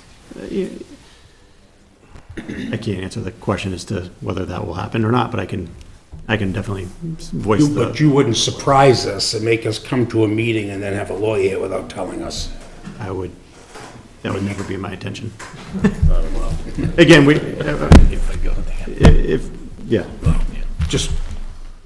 if we can, I'm sure if we can find out that a town attorney will be present, and we're allowed to do so, that we would be able to. At least give us an opportunity to have legal counsel, so they're talking the language. Correct. Yeah. Okay. So you've got some, you're gonna be doing a little bit more work on your end. Definitely. We're gonna perhaps discuss a little bit on our end. We'll come back in, a couple of weeks and see where we're at? So our next meeting is August 11th. That's pretty close. We could definitely continue to that date, and again, you know, request a continuation again from that point if we're not, if the two sides aren't ready to, you know, get much So you let further. me know if you're not ready. So if August 11th works for everybody, we can do that. That'd be the earliest. Obviously, August 25th would be after that. I don't know that we'll, If we're gonna try much to back. bring the lawyers in and the select board in, I think we need more time than 2 weeks. yeah. I think there's a lot of coordination. Mr. Davies brings up a good point. You know, there's a lot of coordination because it's not just legal, it's the select board, and their purview. I'm not certain their meeting schedule or the next time they can get this on the agenda. And again, it wouldn't be specific to this case. It would be, you know, they would have to be talking about the roads in general, but, you know, maybe going to that next one would be a little bit more I would think appropriate. that the select board needs at least a month to go out, because our next meeting, we already have a bunch on the agenda. Yeah, And it's a conversation like this is a dedicated, meeting. meeting. Yep. Because it's not something where we can discuss in 30 minutes and have a found answer for by any reason, Appreciate so. that. Sure, I appreciate, There's already other stuff on the agenda, so. I appreciate that. So we're looking, August 25th would be, I think the best is More the select appropriate. board will get back to you, and then we have a meeting date set where we can actually schedule a whole time for it. yep, but we have to continue to a date and time certain, so we're just trying to. However you so wanna put it, yep. August 25th sounds more realistic, and it may be that it gets pushed from there, but would August 25th be acceptable to you both? All right, so I'd entertain a motion to continue to August 25th at 7 PM. If anybody would like to so move. I so move for case number 21-010 LLA 7 o'clock. at 7 o'clock. Do we have a second? Second. All those in favor, please say aye. Aye. All opposed, motion carries 600. Thank you both. So for abutters, just to remind you, so there's no renoticing of cases, so whatever notice you received is it, and then continuations, you kind of have to pay attention to the agenda on the town website. I don't think either one of us have an objection to what he's trying to do, okay? If he wants to put a 33-foot wide Yeah, road. yeah, I can't- Continue on, that's fine. Now we have access and the town's able to, able to plow it. Yeah. Able to maintain it. But we can't take any more comment on the specific application because we've continued and we've already had the motion, but I appreciate your time tonight, sir. 25. So thank you, everybody. So our next case on the agenda is case number 21-003-SIT, application from Tammy DeFrancesco, trustee of Kubota Trust, requesting approval of a watercross event to be held 3 times a year starting in 2021. The property is located at 214 Raymond Road in Nottingham, New Hampshire, identified as map 69, lots 8 and 10. We have Ms. DeFrancesco and Mr. George. Ms. George. So we've had this is a continuation. We've had this case before us a few times. There was a zoning, just to catch everybody up to speed, there was a zoning variance granted at a prior hearing. And we had some revised plans. There is material for everybody. This was sent out online, but if anybody wants hard copies, pass that out that way. You guys can, I'm gonna keep a copy here just in case. I did look at it though. So, Welcome to an encyclopedia. thank you. I don't care about reading that. So Jen, I know we've had some new materials and we had an updated review generated based on those pieces of information. Sent, did you want to kind of give a summary of any of that or? Before I have the applicant jump in. Point you to the hefty packet that nicely pulls everything together in one place, so you have a complete updated packet. Towards the back of that, Scott Frankel was the surveyor who's been working with the Kubota Trust, has gone through and provided a response to the 4 different staff reports. Those included SRPC circuit rider, the fire chief, the technical review committee memo as submitted by the building inspector, and the conservation commission comments. At this point, I've gone through the updated submittal and the responses to what has been provided in response to those various comments from the 4 different memos. That's what your updated staff report includes, so it's essentially just wiped clean from the past history and just documents where you're at today with the revised submittal. There are several different things that there are some various questions on, and just following up to make sure we fully understand what has been submitted and what those responses are. Thank you. So I know that the packet from New Hampshire Land Consultants is dated July 19th. The staff review was from 7/12. Is there even newer stuff that You was? should have a staff review that's dated July 27th. Plan revision date, okay. Yeah. Yeah, I'm sorry, I was looking at the, That's right. yeah, sorry, I was looking at the date on this piece part here. All right, thank you. Yes, you're correct. So the updated staff review is dated July 27th, and the transmittal from the applicant is dated July 19th. Okay. So I think there's two big pieces that we have to discuss first. So one was one of our questions, again, for some legal opinion about the Aquifer Protection District and if the variance, if another variance would be needed or not, if a variance that had been granted for the underlying district would suffice. So I think everybody's had a chance to possibly review that, and based on comments from that and everything, it clarifies for me, and I think it answers what I was asking, which was, in my opinion, based on that review, is that if the variance was approved and is approved for the underlying district, then the additional variance would not be needed for the Aquifer Protection District. But again, that's up, the board can have discussion and decide if they feel otherwise, but that supported it for me. The second part is, I believe, speaking about a variance, I believe some movement has occurred since then by the zoning board. And correct me if I'm wrong, but I think there was a appeal or a request to do a rehearing of the variance, and I believe that was granted at the last zoning meeting. In the case, the variance will be reheard on August 17th.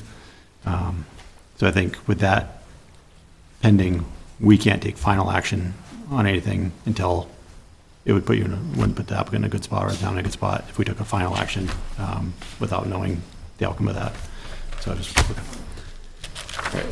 so I'll let the applicant catch us up to speed if there's anything, if you want to talk about it. No, I just want to go over everything that you had requested, everything that we had submitted, Yeah. so we don't hit this bump after that. Appreciate that.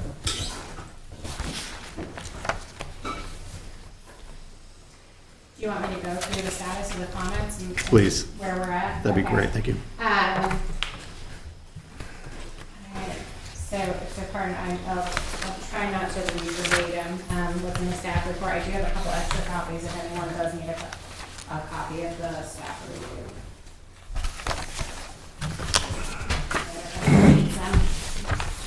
So starting with the elements in need of clarification, this is another list, it's A through M. And this is the bulk of the, just reviewing the response to all four staff reports and compiling that into one place here as to what any remaining questions might be.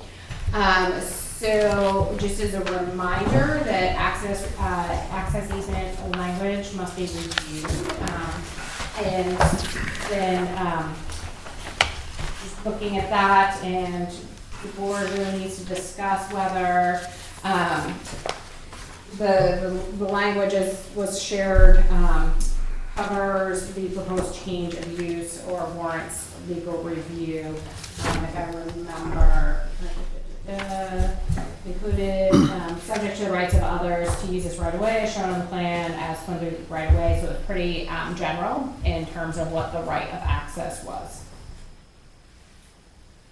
Do you want me to go one at a time and pause? No, that's fine, I think you're, So what action needs to be taken on A? So A, it's more just the board discussing whether the language that's in the deed, subject to the rights of others to use the right of way as shown in the plan, is adequate for the change of use that's being proposed over that right of way. So versus changes of, subject to the rights of the property owner versus rights of others? Yeah, because it's a pretty general.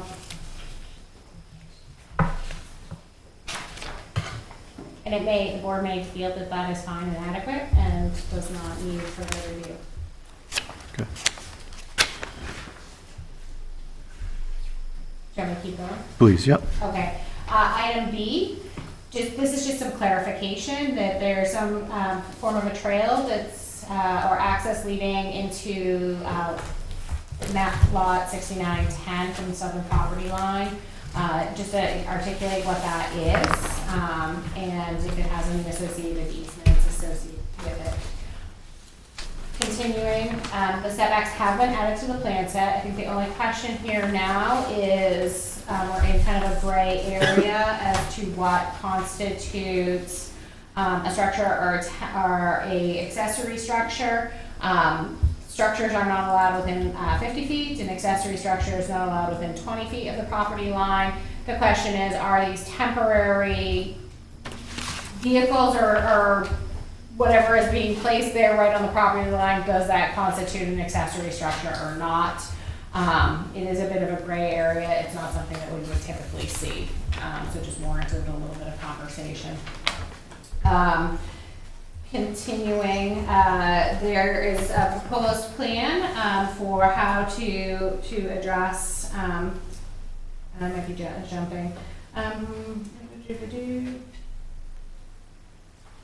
Oh, yes. So, yes, this is correct. So there's a proposed plan to put the trailers, and I'm actually jumping.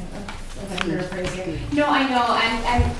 There's another one that's similar, so pardon me. So it's okay while you're going to that. So Yeah. anytime there's a question about the definition, I see if we actually have it defined anywhere for accessory structures, because I know we've had that with like dwelling and septics, are they structures and things like that. So in our zoning ordinance under motorhomes and travel trailers, it specifies under one of the paragraphs, no more than one recreational vehicle may be used for temporary residence on any lot at any one time. Placement of a recreational vehicle shall comply with the current accessory structure setback requirements of the district where it is located and shall be in compliance with zoning ordinance Article 4, general provisions. It goes on a little bit on from there.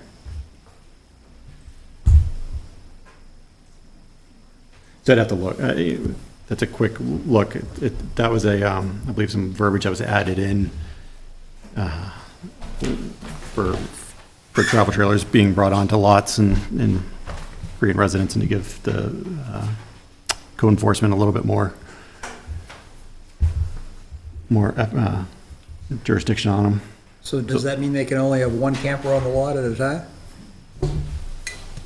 Well, it's a good question. I don't know is the answer on that one. If they're getting a zoning variance that's granting them allowance of camping and such, and they're proposing. There's a special exception for the campers for like 9 days out of the year. But, I mean, honestly, if it was gonna be a big deal, you could swap the parking with the camping, and then there's not a camper on that property line. Right. But, again, it's still probably within the setback, I'm not sure. So either way, whether you move the campers or the parking to one side or the other, it's not gonna be a structure, it's just gonna be temporary. Yep. And it's very temporary. It's less than 8 hours a day for the cars. So that's so we'll have to look at that a little bit more. It's, again, zoning ordinance, it's P, motorhome and travel trailers is where where the accessory structures comes up as a thing. Okay, sorry, Jen, you can go on your next. I'm just making a follow-up note. Okay, so, the items that I was tying together in my head there and fumbling as I spoke, D and K are very much so related. So this is getting at the provision from the site plan regulations that abutting residential properties are to be protected from undue noise, glare, unsightly illness, or other nuisances. So there's a couple different things here. They have submitted the results of the sound testing, and there was a video uploaded as well to the board to review of those results. And there is testimony or a letter submitted from the abutter that they don't object to the sound. I think just because the abutter doesn't object to the sound doesn't mean that the standards of the site plan regulations are upheld or met. So you have to keep in mind that the future owners that may be there as well, so that would be something just to bear in mind. And there are plans to place a couple trailers to block the noise to those closest abutters, and that fencing, sorry, there's a typo there, is planned in this location when financially viable. So that's something to look at and for the board to consider whether that sound mitigation as proposed is adequate and would meet the standard of the site plan regulations. Moving along, the next item gets really to the number of attendees. There were several different questions through the different staff reports about the number of attendees. Part of that is tied to being able to predict and make sure that adequate services are available and that protections are in place. And so in the past, they've had a total of approximately 1,200 attendees over the over the course of the 3 days. So I think one thing that might be important to build into, say, either the application material somewhere or the emergency plan is what is the cap? Like, what is the maximum number of attendees that can be present at any one time? And what is the system to monitor that and control that? And if they reach the cap, how do you know you've reached the cap and then limit entrance until others have left? And, you know, this ties into several different things. So I know it sounds crazy, but those portable toilets, we need to make sure that there are enough portable toilets provided to meet code for sanitary facilities. So if there's so many people there, we need to make sure and look at how many porta potties are provided to correspond with that. So those are directly related. So also similarly, we need to know, so that then ties into the spectator areas and whether the delineated spectator areas have, like how many people they can fit within those areas, and that will then tie into how we know what the maximum capacity of the events is. I kind of just jumped into a few different. No, that's fine. Those were two items that I had. So in reading through this, again, the newest version, there's some abutter, you know, there's a lot of pieces that were kind of put out there that I don't know if the applicant has ever actually put out there, like the number of spectators and the noise levels and the individual, I believe, that runs the Watercross part of it, you know, indicated, you know, an intent to work with some of the racers to possibly quiet machines or things like that. But there's nothing actually, I don't think, in the proposal or and I don't know if that's something that is going to kind of come together, and you're probably waiting for some guidance from us, is to say, okay, we'd like to see this and this and this, or if it's, you know, chicken or the egg kind of thing, where you say, this is what we're proposing. We're proposing 1,200, you know, max, and we know that means if we want to go above that, it would have to go probably back for a revised site plan approval, and then, you know, we'd have to go through whatever other boards create a permit process for it. Same thing with the noise and with the sound barriers. Unfortunately, like, financially viable is is kind of like way too of a ambiguous term. So we usually put That it. didn't really mean to come out that way. We just don't have time. No, I this know. year. So we would normally put a time on it of instead. So we'd say we'd want, Yeah, that's fine. you know, maybe this temporary would be allowed for We're doing such it time, and then regardless. we would, within, you know, 1 year or before the next season, if it were to be approved, we'd see a permanent solution there.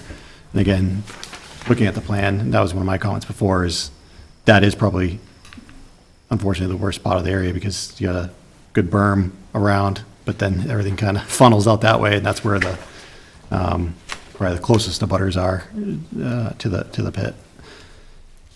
Okay. No. Okay, so I addressed their E and F. G, there is an indication that there's the secondary means of egress through the Selt land logging trail, and we need to make sure that there is permission granted by Selt to use their property as a secondary means of egress. So you can't just assume the rights of passage on somebody else's land. So that would be something that we need to confirm and at least get their written. It's public information that is public access. I have it. It wouldn't be going access to that land be only for an Yeah, no. emergency purpose only? In case the bridge blows up or something. Emergency purpose. I don't know. only. I mean, Yeah. I guess there's a lot of roads in Nottingham that only have one way in. Every single road to the lake Every road to Oh, I know. Pawtucket I know. Pawtucket itself I has know. one way in and no other way out, and I'm the only person that has to give a way out. No, and it's a standard request from But anyways. our emergency services that there be another method for people to get out in case something, That's really important. worst case scenario were to Thank happen. God we have one. Of, emergency situation occurring. So is that what maybe that's what that trail is? That's if So, you- no, that trail is, I don't know if you guys really goes over. can see the whole entire property with just the map that he has on the site plan, but the whole property is like a big L. Yeah, And what you see coming across the pond is still my land. Yeah. So it's just a logging road that goes across. There's no access on the land already. No, but is it- I think we've already posted that. So yeah, no, it's just a roadway. We drive our Kubota out there, we go out there for logging purposes, we use our property. So no, it's definitely not a right of way. So It's there's no part of the easement land. on that. No, but there's an easement on the back side of the property out to Blake Road in Epping. So we have a deeded easement from 1800, that we have a deeded easement from the back of our property out to Blake Road. So we have a second means of egress if we wanted to go that far back. Going through Selt with the public use of the Selt land was making it shorter. and is that what I think that's the trail that was being in question prior, is, He if you shows look it, he at, shows it on here. It's the road that goes up here, to the back of it, to the south side of the pond. yep, It's just a road it's just a road that we drive on to get out there. It just needs to be labeled But- accordingly. is it the section that it is, when I'm looking at the south, It just- I'm sorry, right above where it says tax map 42 lot 1. Yeah, they asked him to put There's down a- what was gravel and what was paved and what wasn't, so that's gravelled, and he just noted it on the plan that it was gravel. No, that's Sorry okay. if it was confusing, I'm sorry. No, there's, on the plan, and I had a question as to what it was too, is, It's just So- access, it says it on the plan, access road, and the access road is just to access the backside of the property, all the way out to eventually, we haven't cleared it all out to be able to get to the other side, but we have, a way out on Blake Road. So that's just an access road to, correct, but there's another trail that goes off your property towards the property owned by Southeast Land Trust. yeah, that's still our property. Is that, This survey, he didn't survey the whole property. That's why I was kind of showing you guys this. He stopped the survey because he didn't need to survey it any further. He stopped it probably like halfway through the land that goes all the way, okay, we go almost to Blake Road. yeah. So But he stopped the survey, this survey stopped where it says limit of survey. He didn't survey the whole property. I understand, so, but on the bottom of that, where that stone wall is, there's a little trail that goes off. Is Yeah, that the one the that trail goes goes all to, the way to Epping almost. There's a bunch of trails in there. There's that the the one that- logging trails. is that the one that goes to is that the one that's the proposed second egress? Yes, that's the one the one that goes all the way to past the limit of survey, because he didn't know you guys were asking for a second means of egress to be shown on there.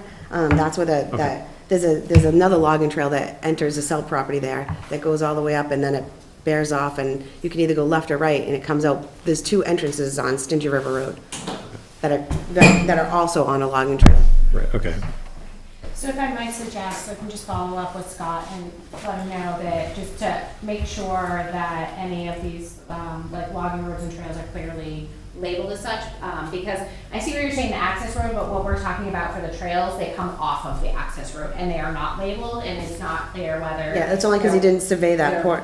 I didn't ask him to survey the whole property. Yeah, part of it's within this, the limits of survey.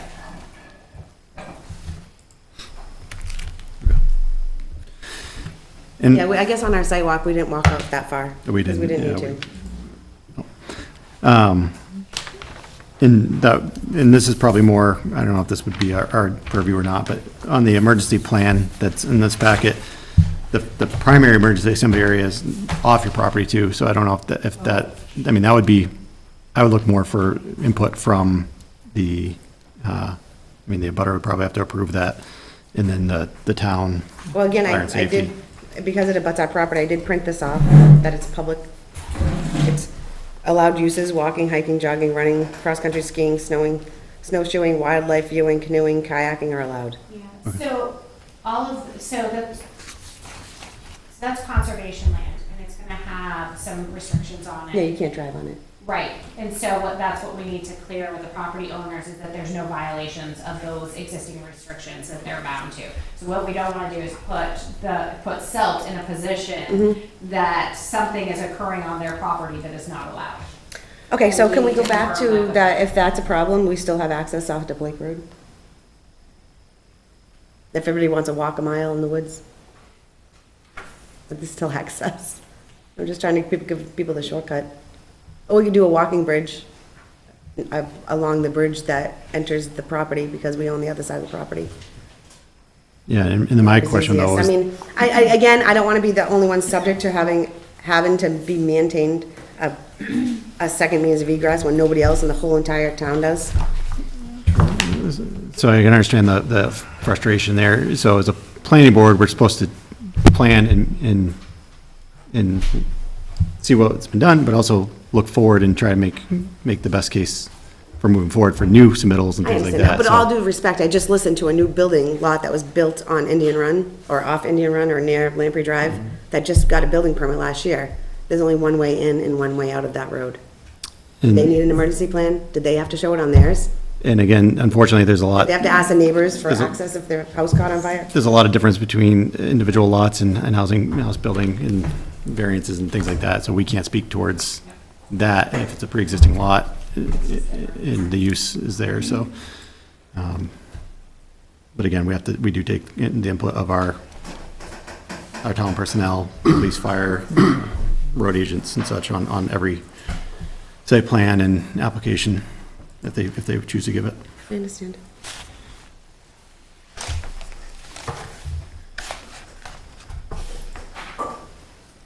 Jen, I'm not certain where you left off on. Let's take a look. Okay. Good segue. The emergency and safety plan. So I know it was handed in hard copy at the last meeting, but that was just submitted at the time of the meeting, so you wouldn't have had time to review that.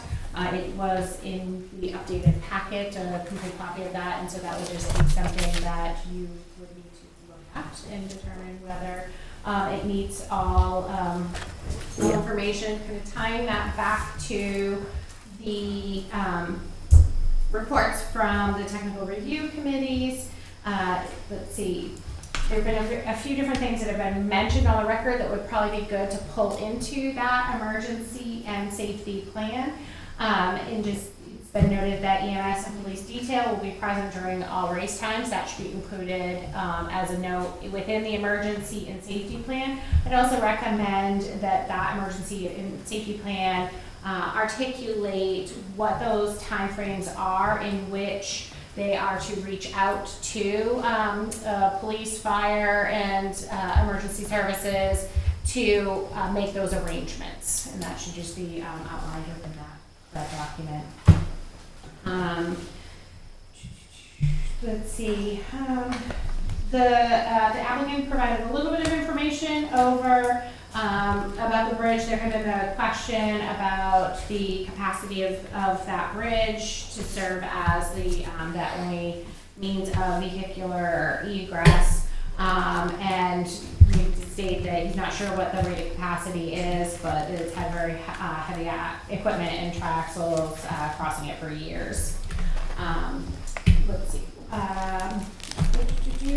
So just a question on the delineated spectator viewing areas. How many people can each of those locations accommodate? And so this just ties back to understanding what the maximum capacity is. How do you determine that?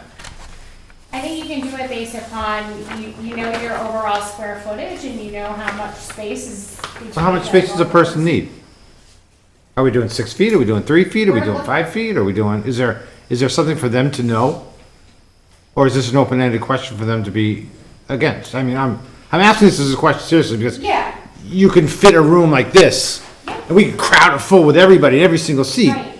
You know, but again, or we could space everybody out 6 feet. To say about it. So that's what it kind of ties back to, is understanding that capacity and understanding, you know, how many people are squeezed into a single area. Again, also that's kind of tying back to just understanding what the maximum capacity is. I think it's good to know. I think it's good for the board to know how many people are going to be in there. If it was an indoor venue and there was seating provided, you would know what the capacity of the indoor venue was based upon the square footage allocated to each individual person. So the spectator area could grow larger if they wanted to, because they could use their whole It could, but 10 that, acres or whatever they wanted to. sure, but that would be a change of the site plans, and so that would require an amendment to the site plans. I don't make the rules. I know you don't, but just. I actually had that same question today, so I went to Pawtuckaway State Park, Yeah, and I asked, yeah, do you guys have a limit on how many people can be at the beach every day? yeah, And they said, yep, 1,000 people. yeah. So 1,000 people can come in there, so I measured their beach, and I said, is that the beach area, or is that the parking capacity? And she said, no, it's beach area. So I went home on the map, good thing for maps these days, that they give you the measurement. It's about 2 acres for the beach. And I measured from our plan, from where the pit area is, where there's people, to the spectator area, and there was 7 acres.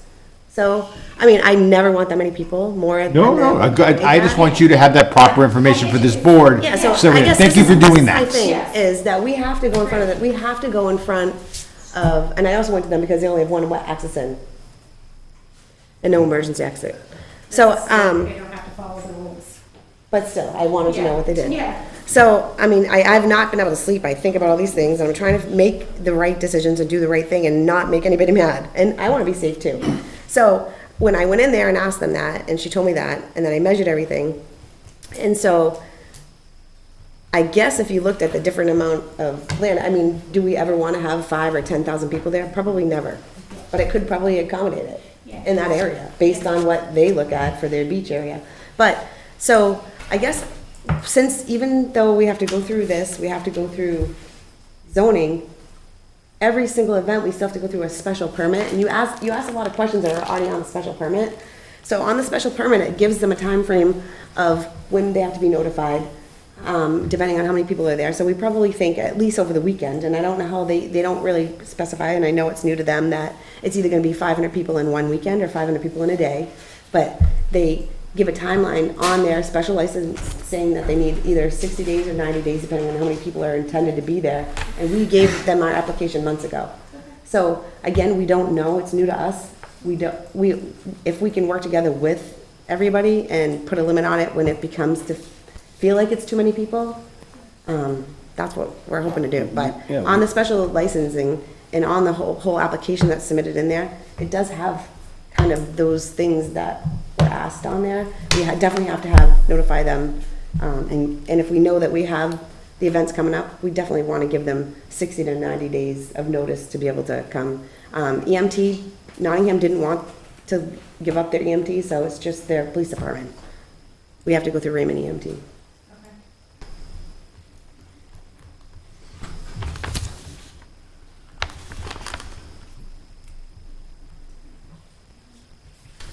So I think that, some of that is good information, and I did read the permit in the application permits for the, I think it's the building inspector, and there's a separate one from the select board.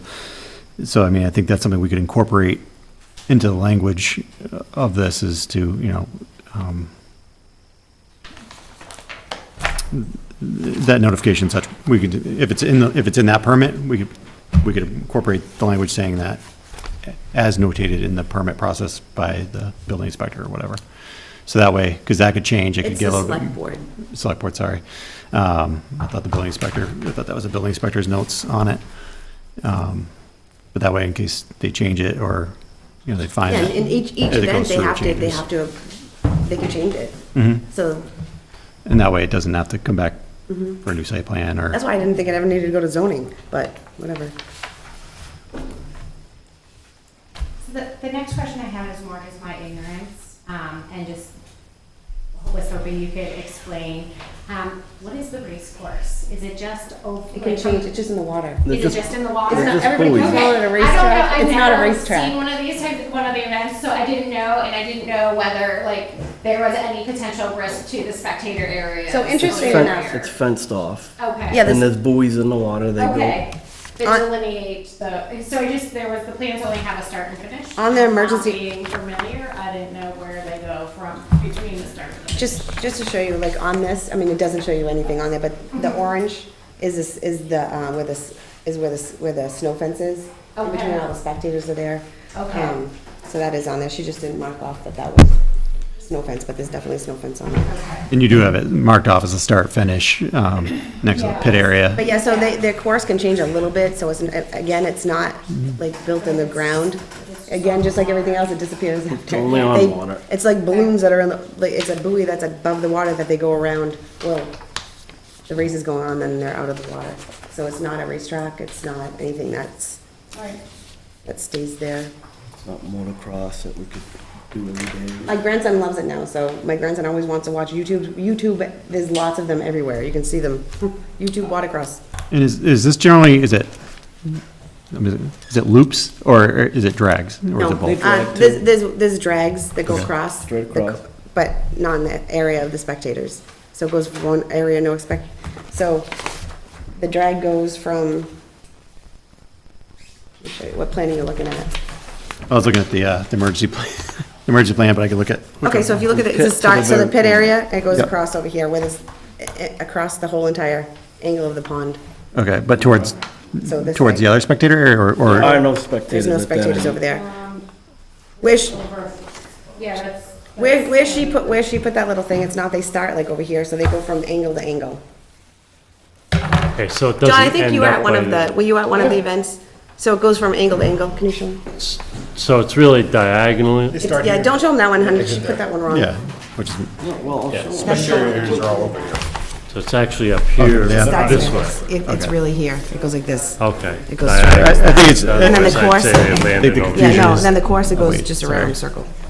I think the confusion is, it's not shown on your plans, I don't think it's overflow area. It's in the, it's on the emergency plan that makes it appear that that would go straight towards a spectator area, so if you My look daughter was at, trying to help me do if you it. look at your plan, it looks probably better, because like you said, it's going straight across.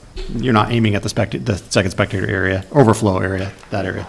It would actually be going a little bit away from that, so, Even Scott did it wrong, okay, right here. But it's on an angle. Yeah, it doesn't go to, it doesn't end at the spectators. okay, thank you. So that's something we'll have to. we'll Yeah, the ask- ambulance and the police are there. text, Mhm. Scott. Fix correct it, the yeah. location. Thank you for clarifying that. All right, thank you for bearing with me. I have a couple more. And I know this list seems like a lot longer than a normal staff, circuit rider staff review is. It really is a merger of 4 separate staff reviews, only, a quarter of which was mine. The Conservation Commission had a recommendation that events not occur during the typical April through July peak breeding and nesting season. The events are proposed to occur in spring, summer, and fall. I believe the applicant had also responded that it's just a couple weekends throughout, it's just the 3 weekends 6 throughout days. those 3 seasons, so. Then regarding water quality, the applicant did testify at the last meeting that the snowmobiles are modified with gas tanks that are limited to 1 to 2 gallons, less than the 5 gallons that constitutes hazmat spill. And the emergency plan also includes availability of absorbent pads. So this one's more just of an update to the board as opposed to a question for the applicant. There are a couple minor note changes. This is just kind of tying in some of the things that the applicant's already agreed to that are things that we've discussed in the different staff reports. So just making sure that they're included on the notes. And just the last item is just also an update that the applicant did add a note that the site is in the Aquifer Protection District and has listed those uses that are prohibited, uses and activities that are prohibited under that ordinance. So that's just a note that that's been taken care of and is on the plan set. Thank you. So that's everything. I appreciate that. I appreciate you going through all that. We have updated the spill control response plan. I can just hand these out because I think these ones are a little bit updated. Great, thank you.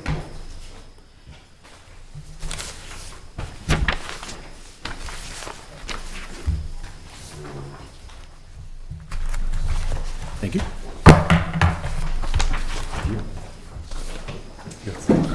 And Tammy, if there's a spare copy, do you still have a copy for yourself? Yeah.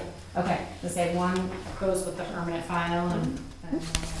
So we kind of went through all those, fairly quickly but, so I'll bring it back to the board for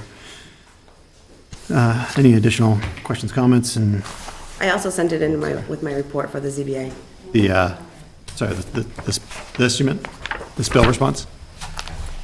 I don't know, You sent what in with the ZBA? this spill ban. Yeah, got it, okay, yep.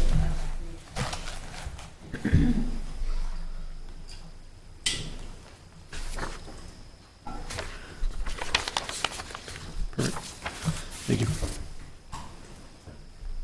So this point, yeah, I'm sorry, bring it back to the board, or actually, I'm sorry, did the applicant have any, so this went, these might have gone to your, So, to you and to Mr. Frankwitz, but I don't know if they've had a chance to read it and review it and provide comment. with everything you just asked. So, do you want me to go over the questions that she just went over? If you had any specific items that you wanted to kind of point out on those. Well, I did put on here notes, so. Okay. I put that lot 10 had a logging trail that leads to the back of the right of way, which took over B. Setbacks have been added to the plan, and, again, you guys are looking into that because you're not sure what's accessory or not. But we could swap things around if it was a big deal, if they consider accessory more than a certain time frame. Okay. They're only parked there temporarily. There's quite a buffer between the back of the house. He sits up on a hill for nighttime glare and stuff like that on D. There's nothing going on at night. The event's done at 6 o'clock, so it's not even dark by then. He sits up on a hill. He's already said there's no nuisance and he can't hear anything. There's nothing on that part of his property that bothers him, but I guess it depends if he sells it. The applicant stated the prior events had approximately 1,200 people, so I said, we're willing, I did my research to try to figure out how I could come up with a number, and what was, until we have them, we don't know. But we're happy definitely to take any advice, and after each event, talk to any official that we need to put some limit on there. We did get tally counters to count. We have bracelets that are numbered. So we're gonna try to tally count them in and out. Last year, we only had bracelets, we didn't keep track of when they left, so we only knew from 1,200 bracelets, but the 1,200 bracelets 700 bracelets could have left. Could have and left. We don't know, so this year we have tally counters for all the staff. Portable toilets, again, we just went to witness an event this weekend that the toilets were full, we'd never do that. Emmy's on call, as soon as we need her. So we have 6 of them throughout the property, which is probably more than the Deerfield Fair has. 2 are in the spectator and 1 in the pit. And she parking. as soon as we have people that monitor them every hour, and as soon as they need to be taken care of, they are. CELT, again, I didn't think that we had to ask for permission, but if you guys think it's something that we need to do, I'll definitely look into that. But we do have access out back. About the town, the fire, the EMS, again, the 60 to 90 notices on the special application. What's a delineated spectator viewing area is approximately 5 to 6 acres. We have orange snow fence that sits 15 feet back from the water's edge. Board to discuss proposed noise protection. We provide air protection to everybody that would want to use it. We've even noted that we'll even provide to the condos comfortable noise-canceling headphone, Bluetooth, wireless headphone sets that they can wear, just like on a plane. It blocks out like plane noise. We're willing to buy them that. All food trucks, all that stuff also, I think you forgot to go over that. All that is also on the special, it's also on our permit. So that's in there. So we definitely have to have their self-contained trucks that have state licensing, and we have to give them all that information before they approve it. It's already on the plan that we not have any fireworks. And yeah, as far as the Aquifer Protection District, we're not in any prohibited, we're not doing anything that it's a temporary thing. We're not doing anything to permit any uses that we're not supposed to be doing there. And I think I pointed out before on 125 in Epping, they have a huge aquifer in Epping that has all industrials on there. Now, we're not trying to build anything on the aquifer. We're not trying to do anything on there. We've talked to hydrologists, and they said it's no different than having A boat a or a boat jet or a ski. car or anybody driving over anything. Nothing's gonna contaminate it. right, thank you. You're welcome.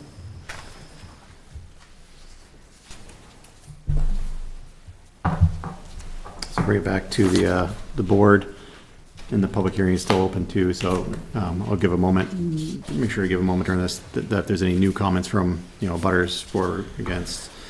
Otherwise, again, I just request that if it's new information, and if it's already been, discussed at a prior meeting, that in the interest of time and everything, that we hold off on that one.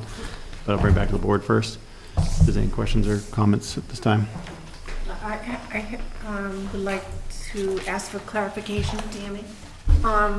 With the staff review, F asks the question, will there be hand washing stations provided? Oh, I forgot to, Emmy puts in the hand sanitizer stations. Okay, that in would be every single better. unit, yep. Because the last comment, 2C, says, please add a plain note that no gray water will be discharged on site. So hand sanitizer. It's hand sanitizer. We have one there now. We just have it because when people are down near the water, we have one there all the time. She cleans it every week. Okay, It's very really good. clean, but this sanitizer in each one.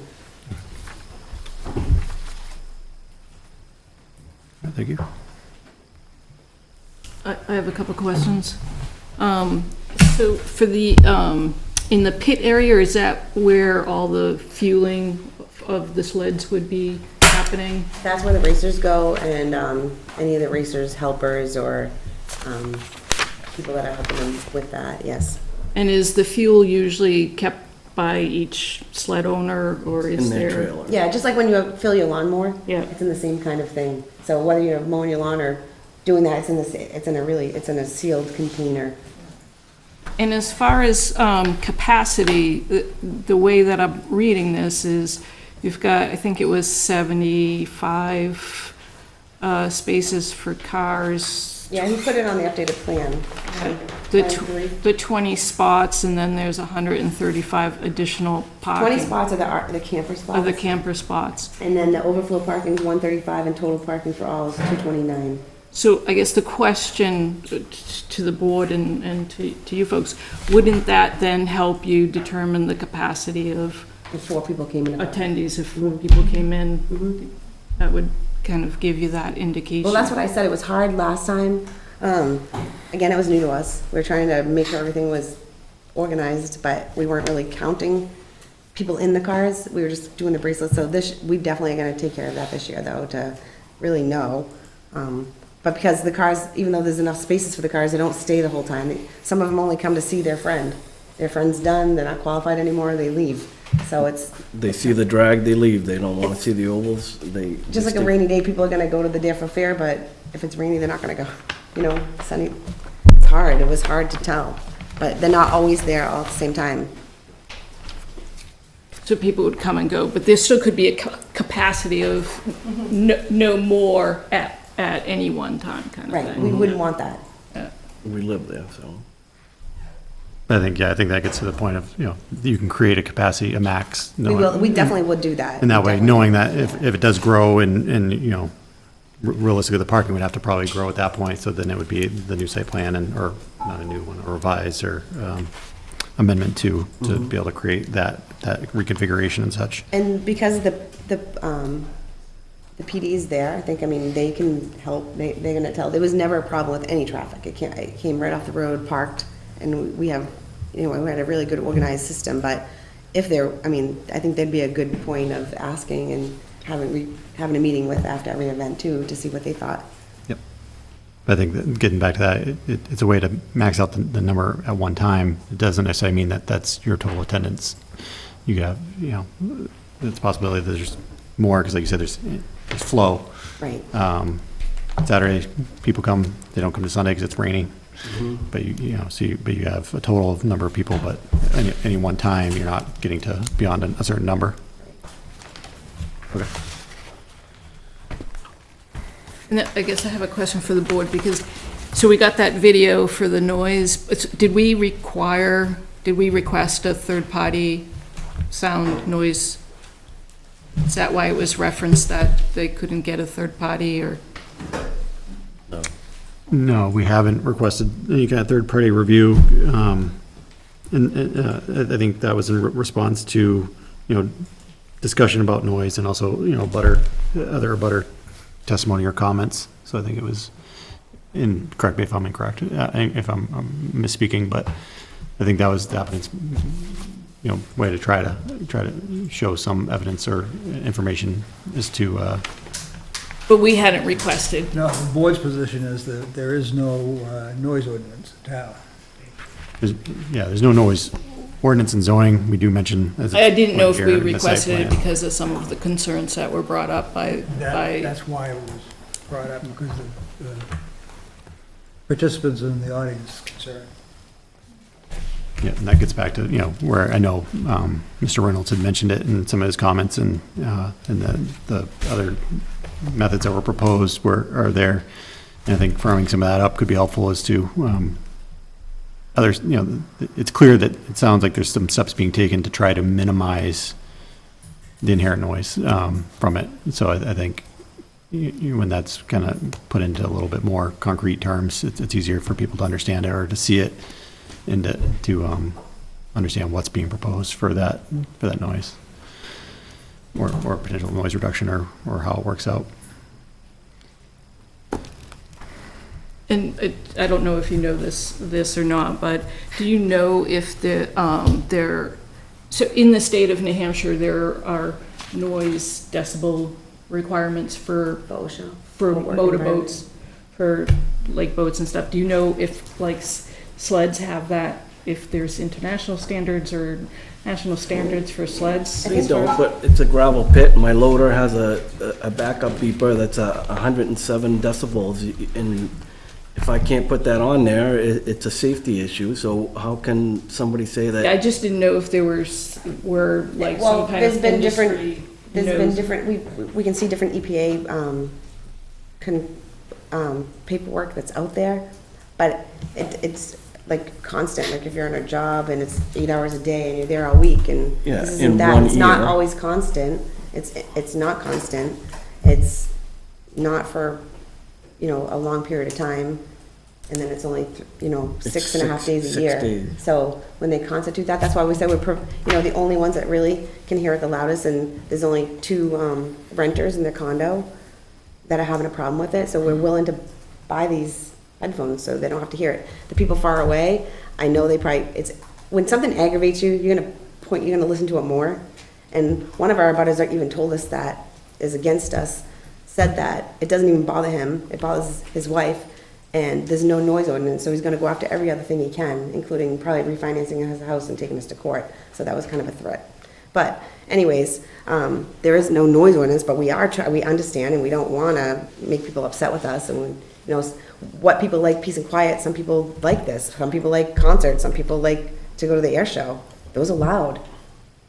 Things happen that are loud, and I just didn't know if there were some kind of standards related to that, because there were two. No, that's why we offer air protection there for everybody that's there. Right. But these special ones for them, I mean, if they shut their doors and put the air conditioner on, they probably won't even really hear it as much, but I understand. So we're willing to do something to offset it for the couple of days that they have to deal with it. And can you educate us a little bit on, I don't know if we've ever even had this necessarily stated. So there's obviously times that are proposed. I'm assuming that for that 6 or 8 hour time block, it's not constant. It's not one constant. So at an event such as these, I guess it's broken up into divisions, amateur, professional, or whatnot, and then types of machines, CCs and whatever, modified, super modified. I don't know the terms, but so can you kind of just give us a walkthrough of a typical event? So how many racers, how many? Well, it depends. How many races would you, and so what would the active time of within that 6 or 8 hours? They start at 10 o'clock, and they usually do the heats first, for the drags. Okay. So they'll get different classes of people, whether it's the amateurs, then the semi-pros, and then the pros if they wish to do that. A lot of the pros don't even do the drags. So it's mostly just people that are learning the sport, that want to learn to get into it. Those are the amateurs that are just learning how to do everything. So the way they start is by doing a drag, because they don't have to go around the pond. It's either, it's Straight. straight across and it's safer for them to feel comfortable. So that maybe those go on for like 2 hours. And then it does heats for the ovals. So then they have to go around the pond like 5 times. It stops, they get off, people line up, they go up, they do it again until they change the class of the different snowmobiles and the different riders. And then it ends by 6 o'clock. Yeah, we have an intermission. We stop for an hour, and Clowns come in and. sometimes there's jet skis that do tricks and stuff in the middle, but they stop for an hour in between. For the kids. For the kids, like there's a lot of families that go there. There's a lot of kids. There's a lot of kids that go to watch their parents, but they give intermission for them to have a break and have time to eat. And we did get approached by somebody, if we got approved for the August event, if we could stop from 3 to 4 because they're having a wedding on 156, and we totally said yes, we'll work it out. So, we're not against people, we're willing to work with whatever you want to do. And it's 6 days, not every weekend, that, Yeah, the 2-hour practice on Friday, we try to make it end before people got home from work. So that's why it's only from 4 to 6. I mistakenly put 2 to 4 on the application, but it is 4 to 6, so that it would be done before people got home. So it is really only 2 days that they'd really hear it. So realistically, so you have the drags, and you have 3, I guess, classes: amateur, semi-pro, and pro, and then you know how many, like. And they have different snowmobiles, so they're either 600 or 800. 6 or 8. So it's just 2, okay. That's, I didn't Yeah, know so if they there have they have amateur 600, amateur 800, and the same thing with the ovals. Okay, so there's 6, like, divisions, I guess you could say, and then it depends, how many racers. Yeah, so then they do the heats, and then whoever qualifies for the heat goes into the race part of it. And there's no, like, cap as to, like, the number of people that are, like, in a division, per se, like, so. If you had 10 people one week who said, "Oh, I'm not amateur," but the 600, then there's It's 10 in usually that category, and there could be. 4 at a time that go out. Okay. If they get bumped out, then it'll be 3. If they disqualify or something, then they don't. So you can't even guess at it. Okay. Oh, they go on at the same time? Well, no, it's different heats, but so say 4 drag, and then the next cycle goes through, that one that got bumped out, then the next heat's gonna be only 3 people or 2 people, and if they can't get the sleds back to the line in time, then it could just be, 2 people racing. Okay. And is it the same for the ovals? Yeah, the ovals is the Just same. 600, 800? Yeah. Okay, I didn't know if there was like a, Yeah, it doesn't go any higher than that. Some places go up to 850, we don't. But okay. just 6 and 8. You're right. And just to let everybody know, so the reason that they want to have 3 of them, I know we've heard, can you just have it one time a year? They do it they do rounds 1, 2, 3, 4, 5, 6, and then they're in a point system. So while they're doing their races, depending on how they come in, how they qualify, it gives them points. And the points that they get end at the Epping grass drags. They have a watercross track there. Mm-hmm. At the Epping grass drags, they not only have the grass drags, they have watercross, they have track, they have lawnmower races, they have everything there. That's why that is so big, but their point system ends there, and then they have a banquet in the winter. We went to a banquet last year in Manchester that Steve put on for all the races, and they got trophies, and it was just really neat. It was nice to see. It was just kind of like the NASCAR. These guys put like their heart and soul into it. Some of them spend $20,000 on their snowmobile. They put everything they have into it, and No, I appreciate the extra information. Like I said, if you haven't been to one, then, it's hard to know exactly what how the breakup works and such.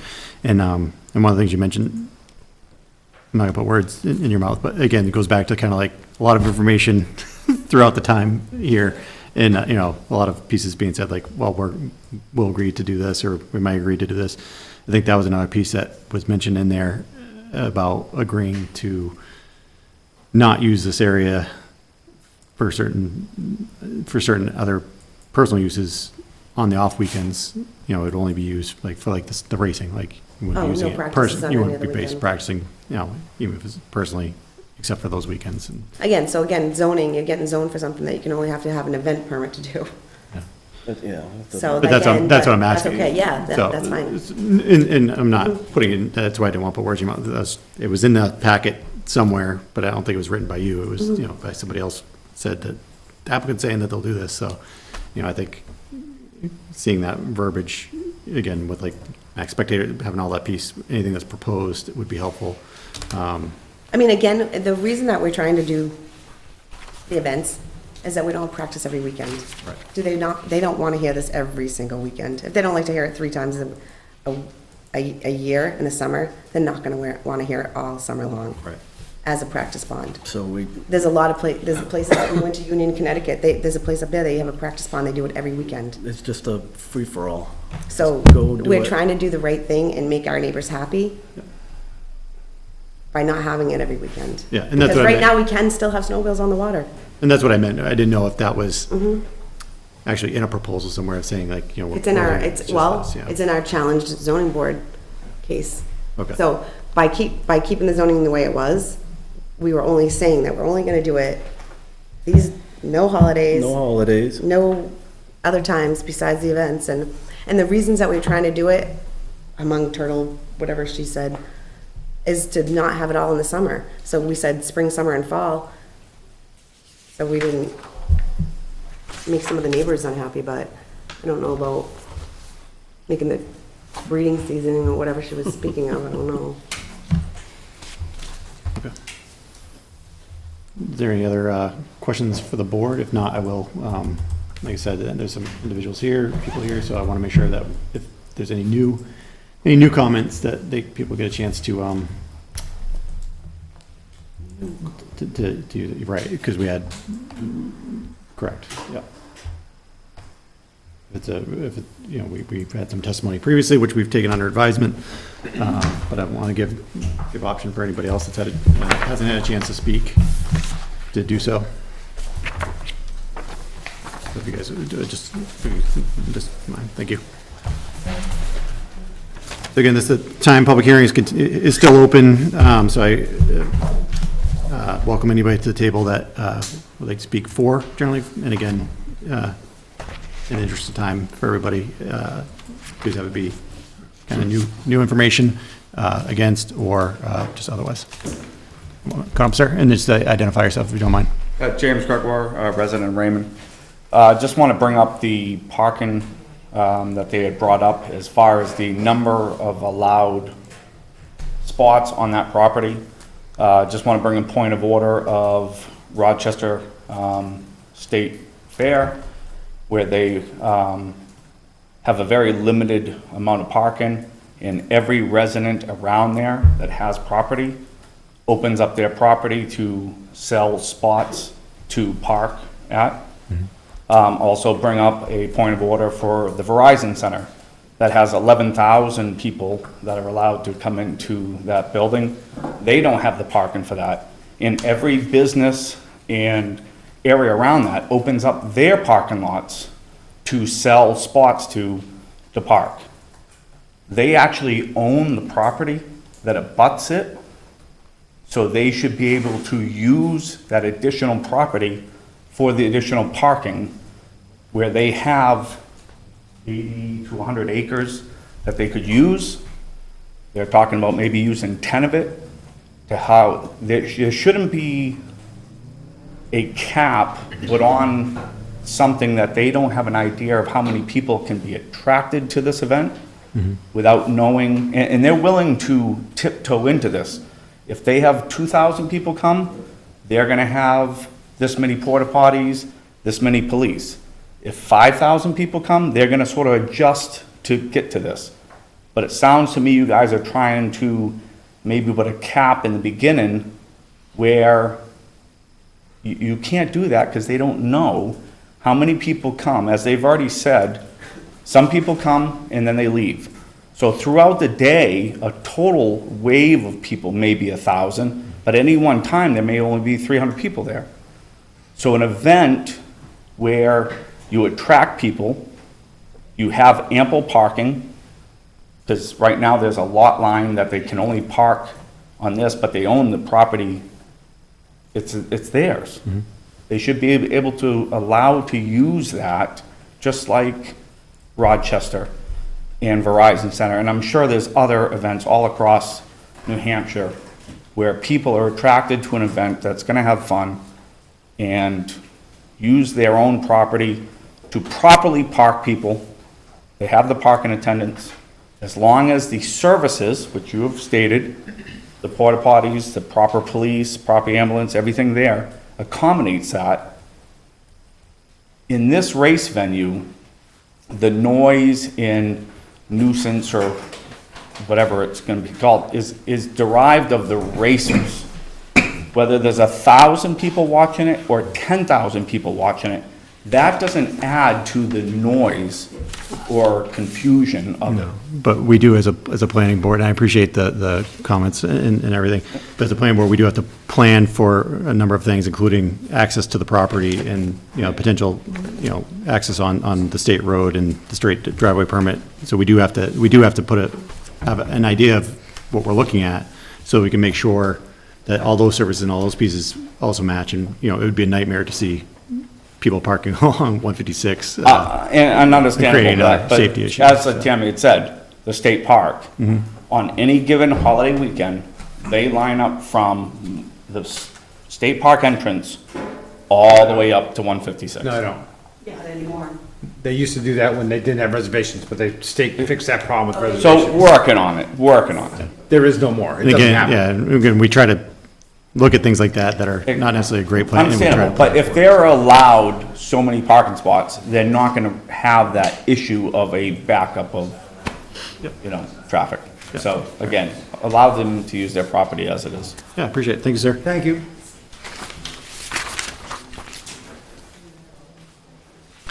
Come up, sir.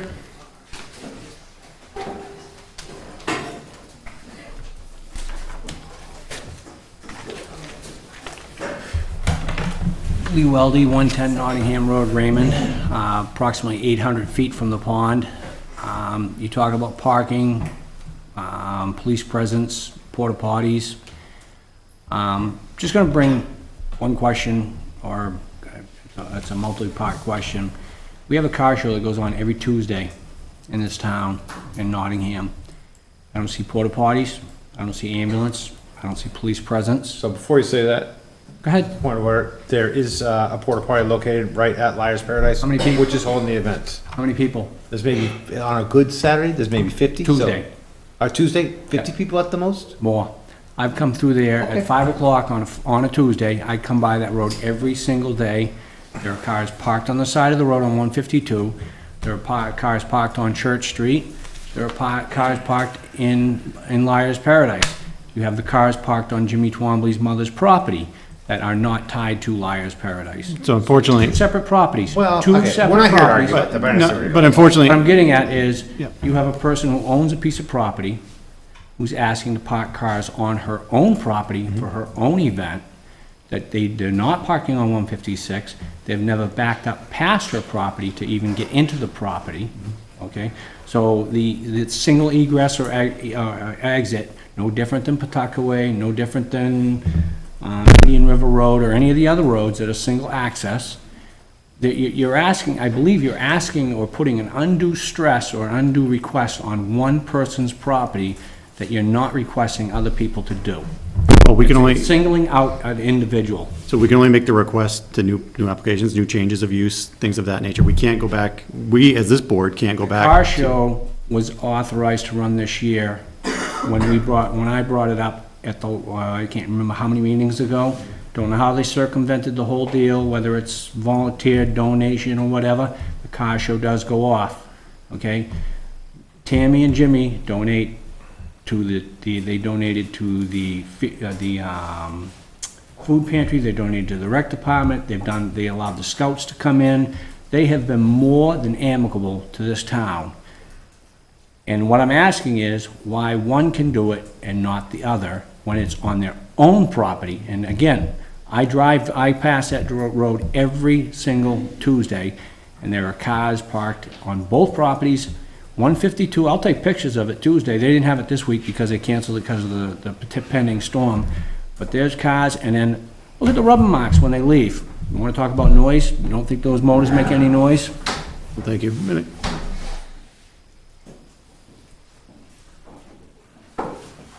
Anybody else that would like to speak? Anybody against, Jeff? Come on. I am Nicole Robbins in Raymond. I was one of the volunteers that did the parking. So I feel if there are any questions with parking, I'd be the perfect person for you to ask. There are signs for enter and exit along the way. When we first started, there were 2 people starting. At the very beginning, he would point. I had a yellow flag, orange flag, wave to the person coming in. Then it started to get busy. We'd bring in more additional people. As the day continues, you release people. You bring in people when they're needed, when they're not needed. When a lot was full, we'd block them with cones so nobody could go into that section. 1 o'clock in the afternoon, basically, there's open spots like Hannaford. You pull into a spot that's open, there's no direction needed. I had no issues having to explain to someone pulling in, you back out, your exit is down to your left. It is the same when you go into a one-way. There is one way in, one way out. There were no issues with any parking. The police were even enjoying the show because there were no issues on the street. There were no issues in the parking. It is a small road. We had enough volunteers to